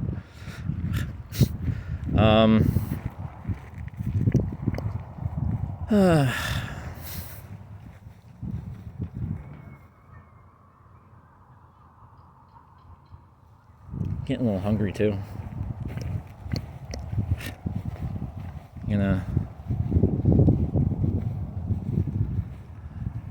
I'll eat some snacks. Is there a bench? I'm gonna sit on the grass. I'm wearing nice clothes though. I don't want to wearing my work clothes. I don't want to get these dirty.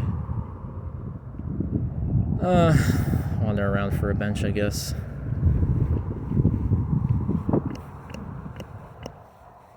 It's a little butterfly.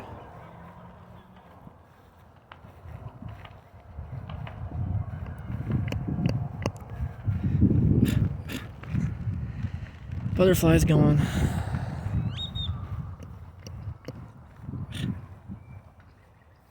Kind of see it. It's very far away. That has nothing to do with cinema. There is a butterfly in the tree of life. Yeah, I'm a huge Terrence Malick fan. Terrence Malick is pure cinema. Like, that's just one of those things where I've said about one of my favorite movies is Persona by Ingmar Bergman, and like that's not even my number one favorite movie, but like I was talking about that and I'm like that movie is the reason cinema exists. Like it's not that. It's not that that movie contributes to cinema. It's that cinema existed so we could have Persona. Just one of the purest expressions of cinematic form ever put to screen. Like that piece can only exist as a film. And those are my favorite kinds of movies, you know? Are those, you know, it's like they can be narratives, but it's different ways of telling that narrative. And that's why I love Terrence Malick. And Terrence Malick is kind of divisive, and people don't always like him, and they're like, oh, why does he have to shoot it like that? Like, because that's how he does it. That's his. It's same with David Lynch. It's like, oh, why are his movies like that? It's like this is their vision. David Lynch and Terrence Malick, like this is their vision. This is how they see the world. Don't you want to see that? Don't you want to know how another human being sees the world? Like that's so fascinating to me. And you can only do that through cinema. Actually, I shouldn't. Well, I don't know. You can do it the best through cinema, in my opinion, because all art is how you see the world. But again, cinema can feel like a dream. And that's, again, what makes David Lynch such a great director, is how much he understood dream logic.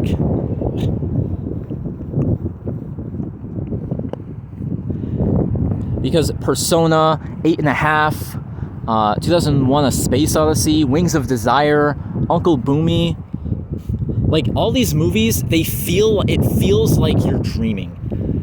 And I love that sensation. You can't get that sensation. Maybe you can kind of get it from music. But film has sound and visuals. So cinema is definitely the best art form to convey dreams, to convey the world in that dreamlike way.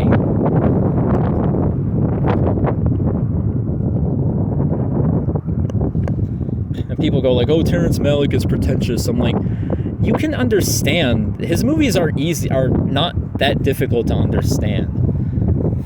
You know, there is depth to them. You have to think about them and engage with them. And maybe you're not going to understand it like the first time you see it. Like, I've seen The Tree of Life quite a few times now. Last time I watched it was my most recent time was, even the individual images started having an impact on me. Started having a deeper poetry to them. And when I say a deeper meaning, I don't mean oh, this is what it means. Oh, this shot here represents the spread of Marxism in Czechoslovakia. That's not what I mean.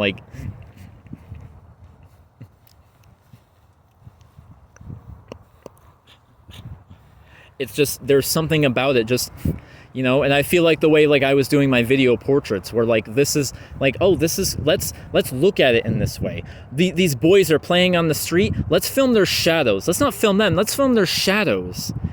You know, there's a lot of moments. I should have wrote these down. If I knew I was going to talk about this, but this isn't scripted.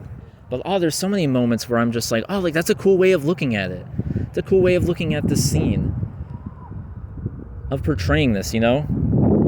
I feel like Malick's style also works for The Tree of Life because it's very it almost feels like it almost feels like a flashback, you know? It's Sean Penn's character looking back on looking back on his childhood, and you know that memory is fragmented, but it's also sort of romanticized.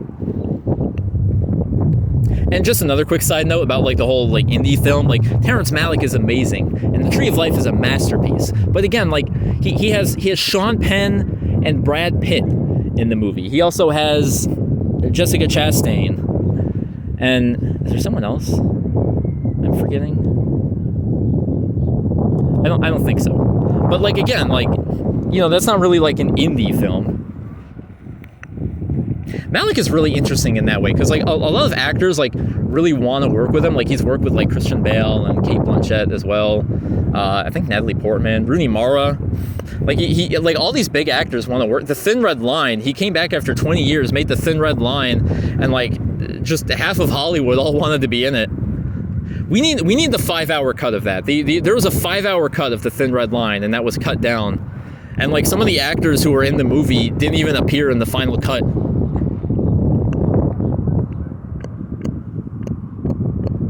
But anyway, getting off on a tangent there. But yeah, and like, again, Tree of Life, much like 2001, you just have to surrender to the film. You have to let the music and the images just take you. You have to forget about the fucking dinosaur at the beginning, because it's not even a bad scene. It's animated well. It's the first act of grace and mercy within the universe, so it's purposeful. And it's in the movie for less than 2 minutes in a 3-hour film. So you need to forget about that. Relish in the visuals and the music and just the atmosphere. However, whether that's conveyed with the music and the visuals, or if it just comes from just the pure artistic spirit that decides to lend itself to this artwork. If it just comes from nowhere and we don't know where it comes from, just surrender to it. And you will have one of the greatest experiences you will ever have in your life.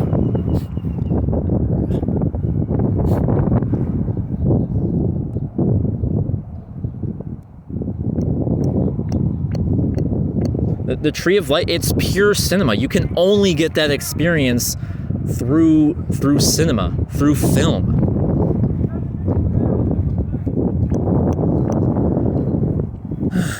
I should maybe leave this grassy area. Where are these guys going? I want to go where they're not going. They're going everywhere. Crap. Just like real life. There's idiots everywhere. So I have to stay home. And watch my cinema. Watch my films. That's also why I love experimental cinema. You know, like, I don't just, like, I do enjoy narrative film, but there's something about, like, hey, let's use the medium of cameras, of visuals, and we can convey, we can be abstract. You can be more like abstract art than you know, narrative art. That's what makes Stan Brakhage so great, is like, he just created these visuals, sometimes like without even music. And, you know, they didn't have meaning. Well, actually, no, I don't want to say that, because a lot of them did. Like, he would talk about them, and they're like, yeah, like, I was feeling this when I was making it. Like, you know, this is kind of about, this is, like, he has one of his famous films is called Window Water Baby Moving, which is about the miracle of birth. It's not just a personal film for him. It's just about birth and the wonders of existence and creation all at once. You know, Mothlight is a film about death. And it's just amazing that, you know, he can convey ideas. He can, in a sense, tell stories without using people or without using, you know, typical pacing or flow or anything like that.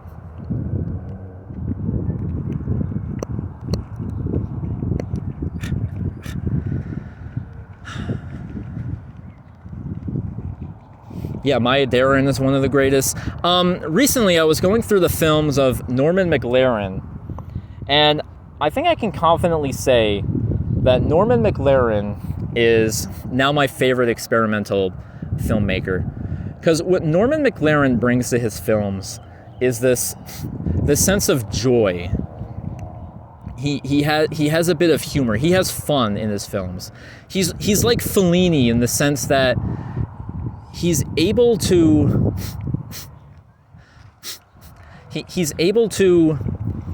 combine the art house and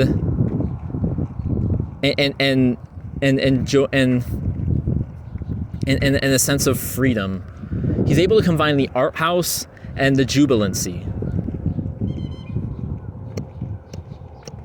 that's the right word. He also reminds me of Chuck Jones, like a more experimental Chuck Jones, because they both have these concepts, and they're very conceptual filmmakers, but they explore these concepts, they present these concepts in such not just singularly interesting but also entertaining ways. Like, yes, the Norman McLaren one, there's the one with the ballerina, and there's the blurred image of it, and we're seeing it from different angles, from different motions all at once. But he also has Neighbors, which is hilarious, but also there's great commentary, or Canon, which is just it's really it does kind of feel like, it does feel a little juvenile and like him playing around, but it's just fun. I don't know why.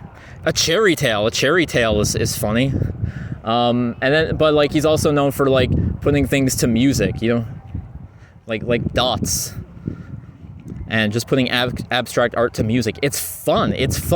His films are fun to watch, as much as like, something like Wavelength, which can be a bit of a chore to watch, although I do love that movie, don't get me wrong. But like, that's obviously like an exercise. Norman McLaren was doing exercises, but he was doing them in an entertaining way.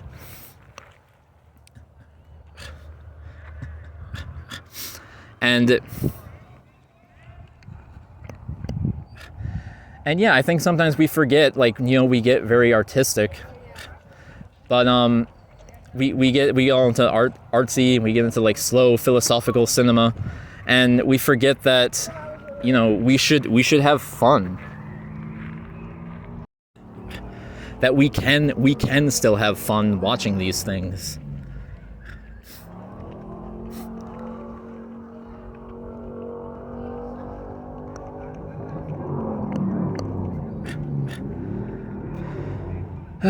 I feel like there's going to be something I forget. I don't know. Maybe I'll do another one of these. I mean, I do these all the time anyway. But, actually, I did want to go off because, yeah, and like the reason I'm talking about, like, we need to remember to enjoy films is because the feeling I had watching Once Upon a Time in the West, just that, this instinctual gut feeling, the art spirit touched me, and I just fell in love with this movie, and I didn't even know why. And the way you fall in love with a person and don't know why. I just fell in love with this movie, and I fell in love with cinema.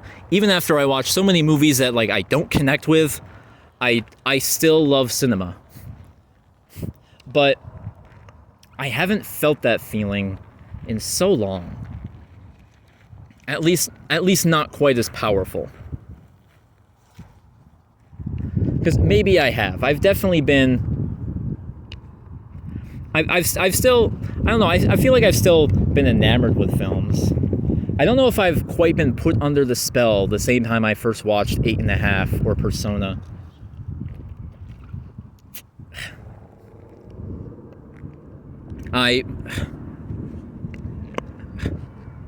Yeah, I don't know if my heart swelled the same way it did when I watched Once Upon a Time in the West, where I just fall in love with something based on pure emotions.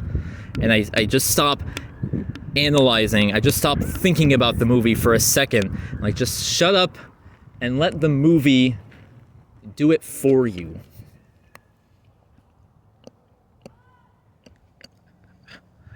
And I'm glad that is something that our community has been talking about, because, House of Tabula, they're video essayists. That's how they got famous. It helped people look at films in a way like that. But lately we've all been trying to remind ourselves, like film has to be emotional. Art also has to be emotional. It has to make you feel something. That doesn't mean it has to be sappy or overly sentimental. But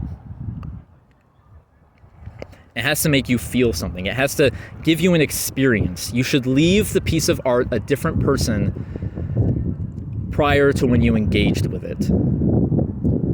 You should think about it, but you should think about it because it just affected you.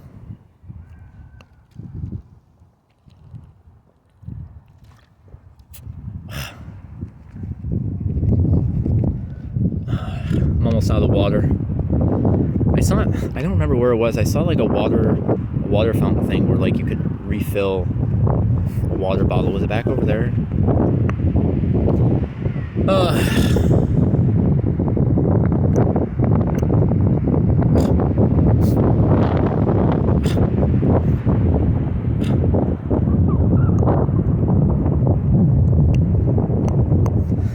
I've been here for so long.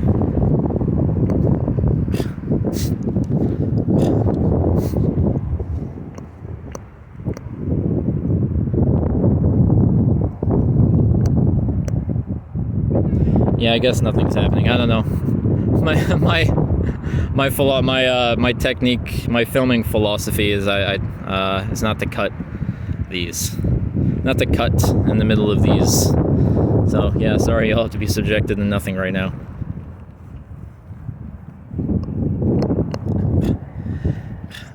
And you know, I think I have been remembering to enjoy things again. Because again, I watched 2001: A Space Odyssey. I watched The Tree of Life, and I just remembered just how amazing those were. And I just sat back and let them take me. And I did get new things out of it, you know? Like, one of my favorite things about 2001 is that the film, every time I watch that movie, it gets better, or I see something different. And that did happen this time. And same with The Tree of Life. And I don't know if I feel like technique is part of it, but I feel like there's something so much more mysterious, you know? That sometimes you're like, what makes art? What makes this piece of art a masterpiece? And some people are just like, when you see it, like maybe it's just the pure emotion that goes through. So again, like even if a piece of art is made by a monster, like maybe as hard as it is to accept this, maybe for some people, sometimes monsters have hearts. Maybe these terrible people, they have bad things, but they have good things about them too. And they're able to put that heart that they do have into their works. That's why Chinatown is still very good. That's why, even if Coppola fell off, that's why The Godfather is still like the greatest American movie ever made.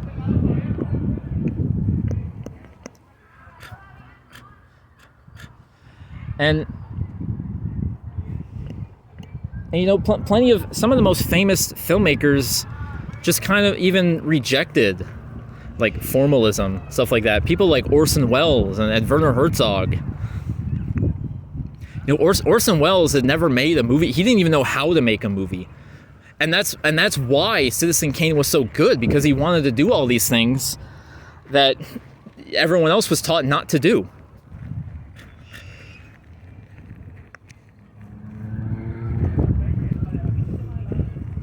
Werner Herzog wanted to be a writer and a traveler, but he just picked up a camera and he decided, let's make films like that.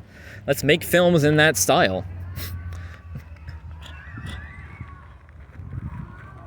So again, I mean, as much as you should know technique. I mean, I think you should know a little bit at least. I mean, Herzog and Welles weren't against learning that stuff. They just didn't know it when they first started out. And even Herzog so kind of rejected a lot of it around the time. Even Haneke has kind of talked about like I don't know, not being all that into cinema. I think he was asked to list his 10 favorite films, and he just put 2, and he just put Charlie Chaplin's The Gold Rush twice.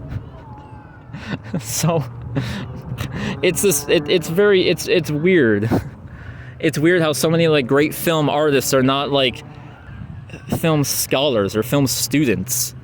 And there's nothing wrong with going to film school. I think people need to learn. I think if you want to make art, you have to learn. But it also just comes from, something pure that you want to make. And as long as your intentions are pure, then you'll do great. I think Herzog is a very pure individual. That's why, see, like every time someone talks about Herzog, they're like, they just say the same things, you know. They just go like, oh, he's a madman. He did, like, oh, Herzog did all this crazy stuff making his movies. He's a crazy guy. And like when I did my video on Herzog, I was like, well, wait a minute. There's a humanistic quality to Herzog. So I wanted to take a different approach. I didn't want to just say what everyone else said. I went into it and I was like, yes, Herzog is kind of crazy. He did a lot of weird, crazy things that put himself and others in danger. But he also has this great reverence for humanity, which is so rare in filmmakers who do not do that kind of crazy stuff, you know? Some directors worked in complete safety, were completely up to code, up to the SAG-AFTRA codes and standards. They didn't make any violations, but you know, they were misanthropes. They would abuse the people on set.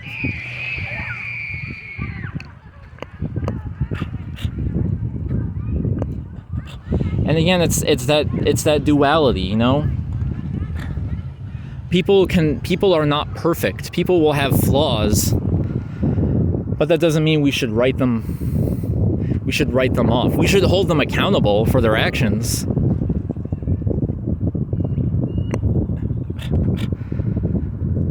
But, you know, people are complex. People are very different. Sometimes people play roles and they don't even know they're playing roles. Maybe they're pretending to be good. Maybe they're pretending to be bad.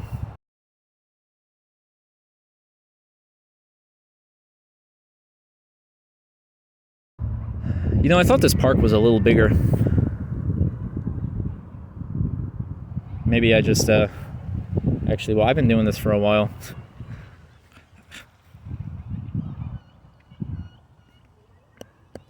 I don't know if I have anything else to say. It's getting kind of late. I'm getting tired.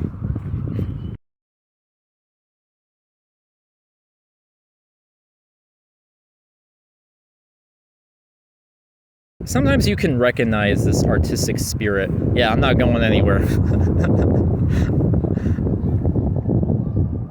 Lately, you know, when I was like down and depressed, I was listening to Nirvana, and I'm a huge fan of grunge music, of like the 90s alternative rock scene, the Seattle sound. However, Nirvana is not even like my favorite grunge band. I do love them. I'm a fan of them. My favorite grunge band would be Alice in Chains, with Soundgarden being very close. I love Chris Cornell.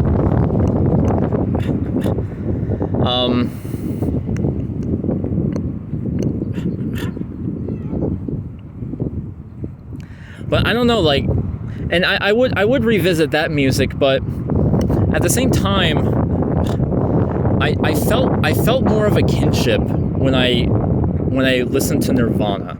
Like, that was the one I was for some reason drawn to. I was like, I feel like Nirvana right now.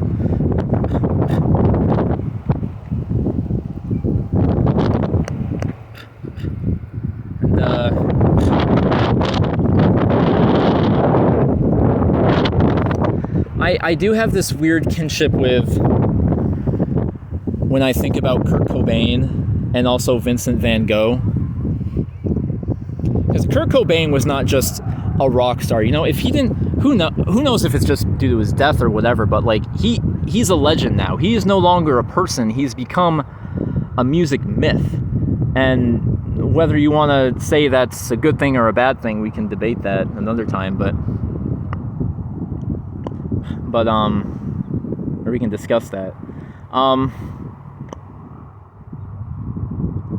But yeah, there is something about, he is put in the echelon, this sacred canon of music, culture, and art. And there is something about listening to that music that, like, there's something here. Like, I don't know what it is, but there's something here. I might think, maybe I do like Maybe I did like Alice in Chains and Soundgarden more, but maybe right now I like Nirvana more. Because I'm really picking up on that artistic spirit that will insert itself inside random, not even random, just special. It will gift itself to special masterworks. And there is something sacred about listening to Nirvana. There's something that all those songs hold. And like I said, I have this feeling when I have this kinship. I almost feel like a connection when I think about Kurt Cobain and Vincent van Gogh. Not just because they took their own lives, but it's part of that. It's that mental anguish. I feel this kinship and that these two people were just hurting. Yet they were able to live on through their art.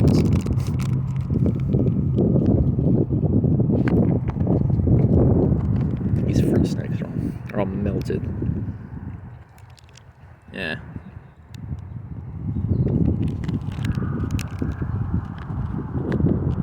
And I hope Hubo is like that. And sometimes I hope that I'm like that. Even though I haven't made any great art. But maybe I will someday.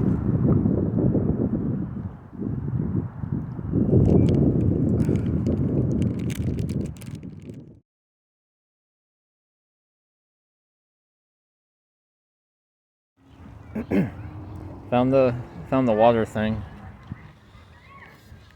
Good, because I was getting low on water. Which is one of the reasons I was thinking of leaving. I thought of more things to say, but I don't know. I also kind of feel like I finished. I guess just the only other thing I was going to do was rattle off on some of my favorite movies. Maybe talk about relatability. Talk about Big Fish. I wanted to do that. I didn't get to talk about that stuff. But I can do this another time, I guess. I suppose so. This one's already very long. I think I've been here for like 2 hours. Give me like a 2-hour video. I think Esteban's video was like over 2 hours. I'm looking to beat the record. No, I don't know. I like the direction this one took. It does almost feel like, the whole conversation kind of came full circle. So I don't know if there really is anything else I want to discuss. I think I'll just do it another time.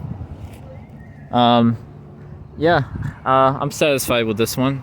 I like how it was kind of different. Lewis's video was sort of about his favorite scenes. Esteban's video was about why he loves cinema. Mine was kind of about like the relationship I have with cinema, which apparently is like a real relationship. So, as weird as that is, I guess I'm closer to cinema than any of you. So, all right though. Well, my snacks weren't appetizing either. They melted. I want to get some real food.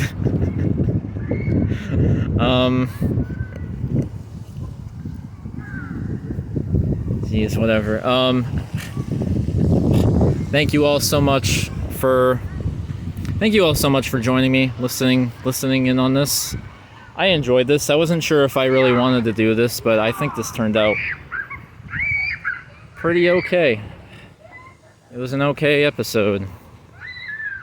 I hope it turns out okay. I hope the audio is fine. I'd be very pissed off if it wasn't, because then I'm going to have to reenact everything and pretend like I did it all in real time. No, I probably won't do that, but I love how like the whole park is empty too, except for the water park. I wasn't sure how it was going to be because, it's Sunday, and obviously kids are going to come to the park. It's also summer, so I guess they can come any day of the week. But yeah, It's the weekend, so parents are probably going to come too.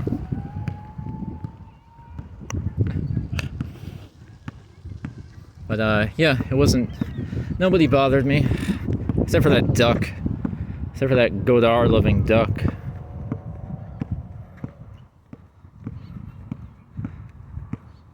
The mallard. Louis Mallard. Oh, I wish I came up with that earlier. Terrence Mallard. I thought of that just now.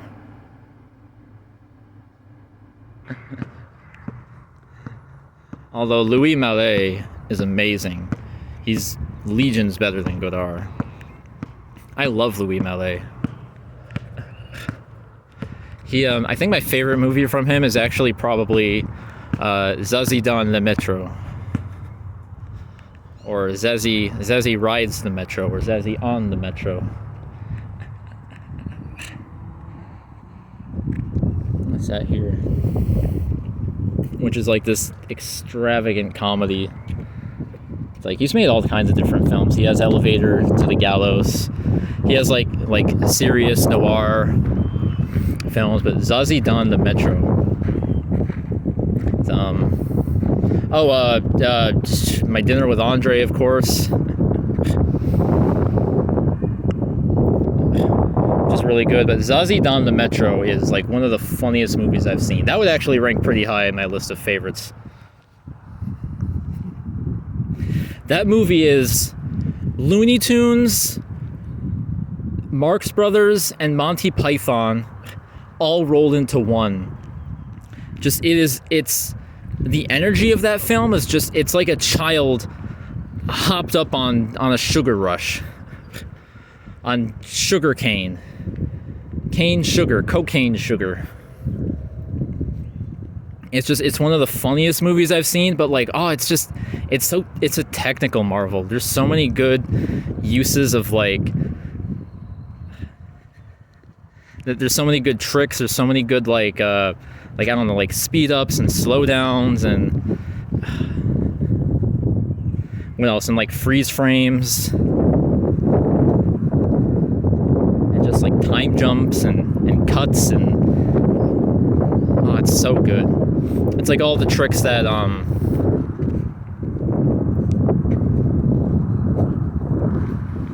I know his name. Godard named his movement after him. Dziga Vertov used in Man with a Movie Camera. It's basically Man with a Movie Camera, but like from the mind of a child. Like the whole movie is basically like the way a child sees the world. So it's just all like, she's like this precocious trickster, and she's just messing with all the adults. She's kind of snarky, but she's like really funny. Oh my god, I love that movie so much. We need to do. I don't think my friends in the Discord have seen that. We need to do a watch along with that. I love that fucking movie. There is no reason to swear. I just love that great movie. Swearing is too passé. I try not to swear too much. The heat's getting to me. I'm babbling. I'm being a garrulous prick. The kind that I hate. Somebody broke a plate or something here. Let's put it together. It's a puzzle, guys.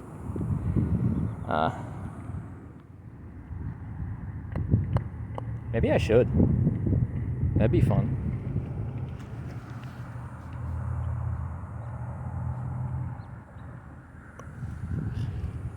What if I took all the pieces home and did it at home? This is stupid.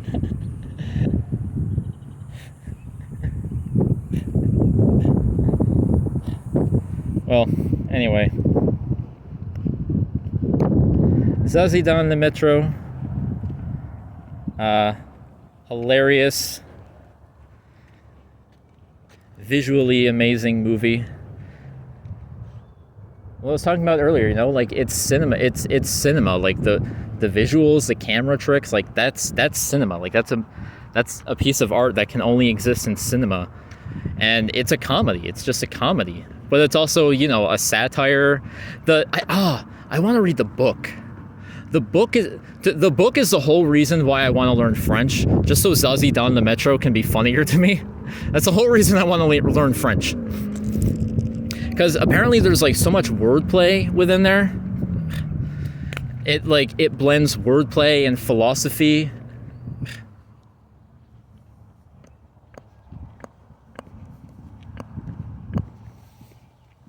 And I think that's brilliant. That's a brilliant thing, just combining wordplay and philosophy. I want to say there are other things that have done that. Maybe Hamlet. Oh, I kind of wanted to talk about Hamlet as well. That'll have to be another time.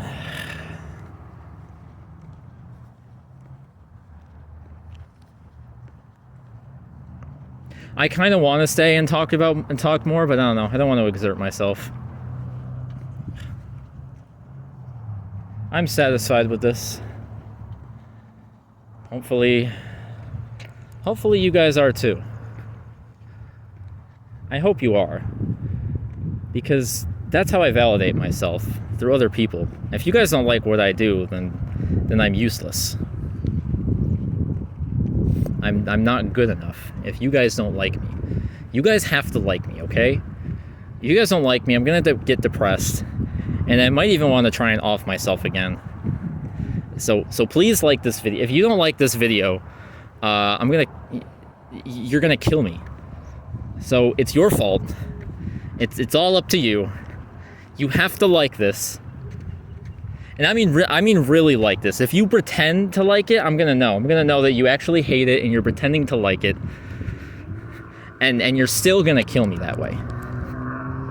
So you have to actually like it. You have to go through some Zen practice and change your whole way of thinking. You have to change everything about yourself so you can like this video and save me. If you love me, you would do that.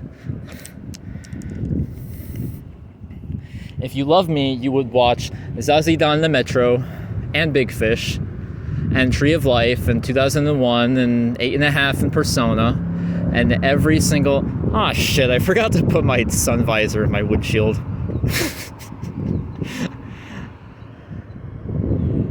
Alright, well, not doing anything important right now. We're after 10 minutes. I'm nervous. Once again, thank you all so much for watching. I hope you enjoyed it. I enjoyed it. I think I'll make a part 2 because I have more to say. So, yeah. Long live cinema. I love cinema. I love cinema. Cinema is my mistress. Bergman's dead. She's mine now.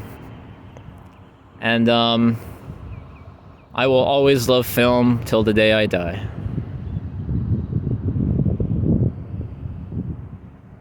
Thank you, everyone.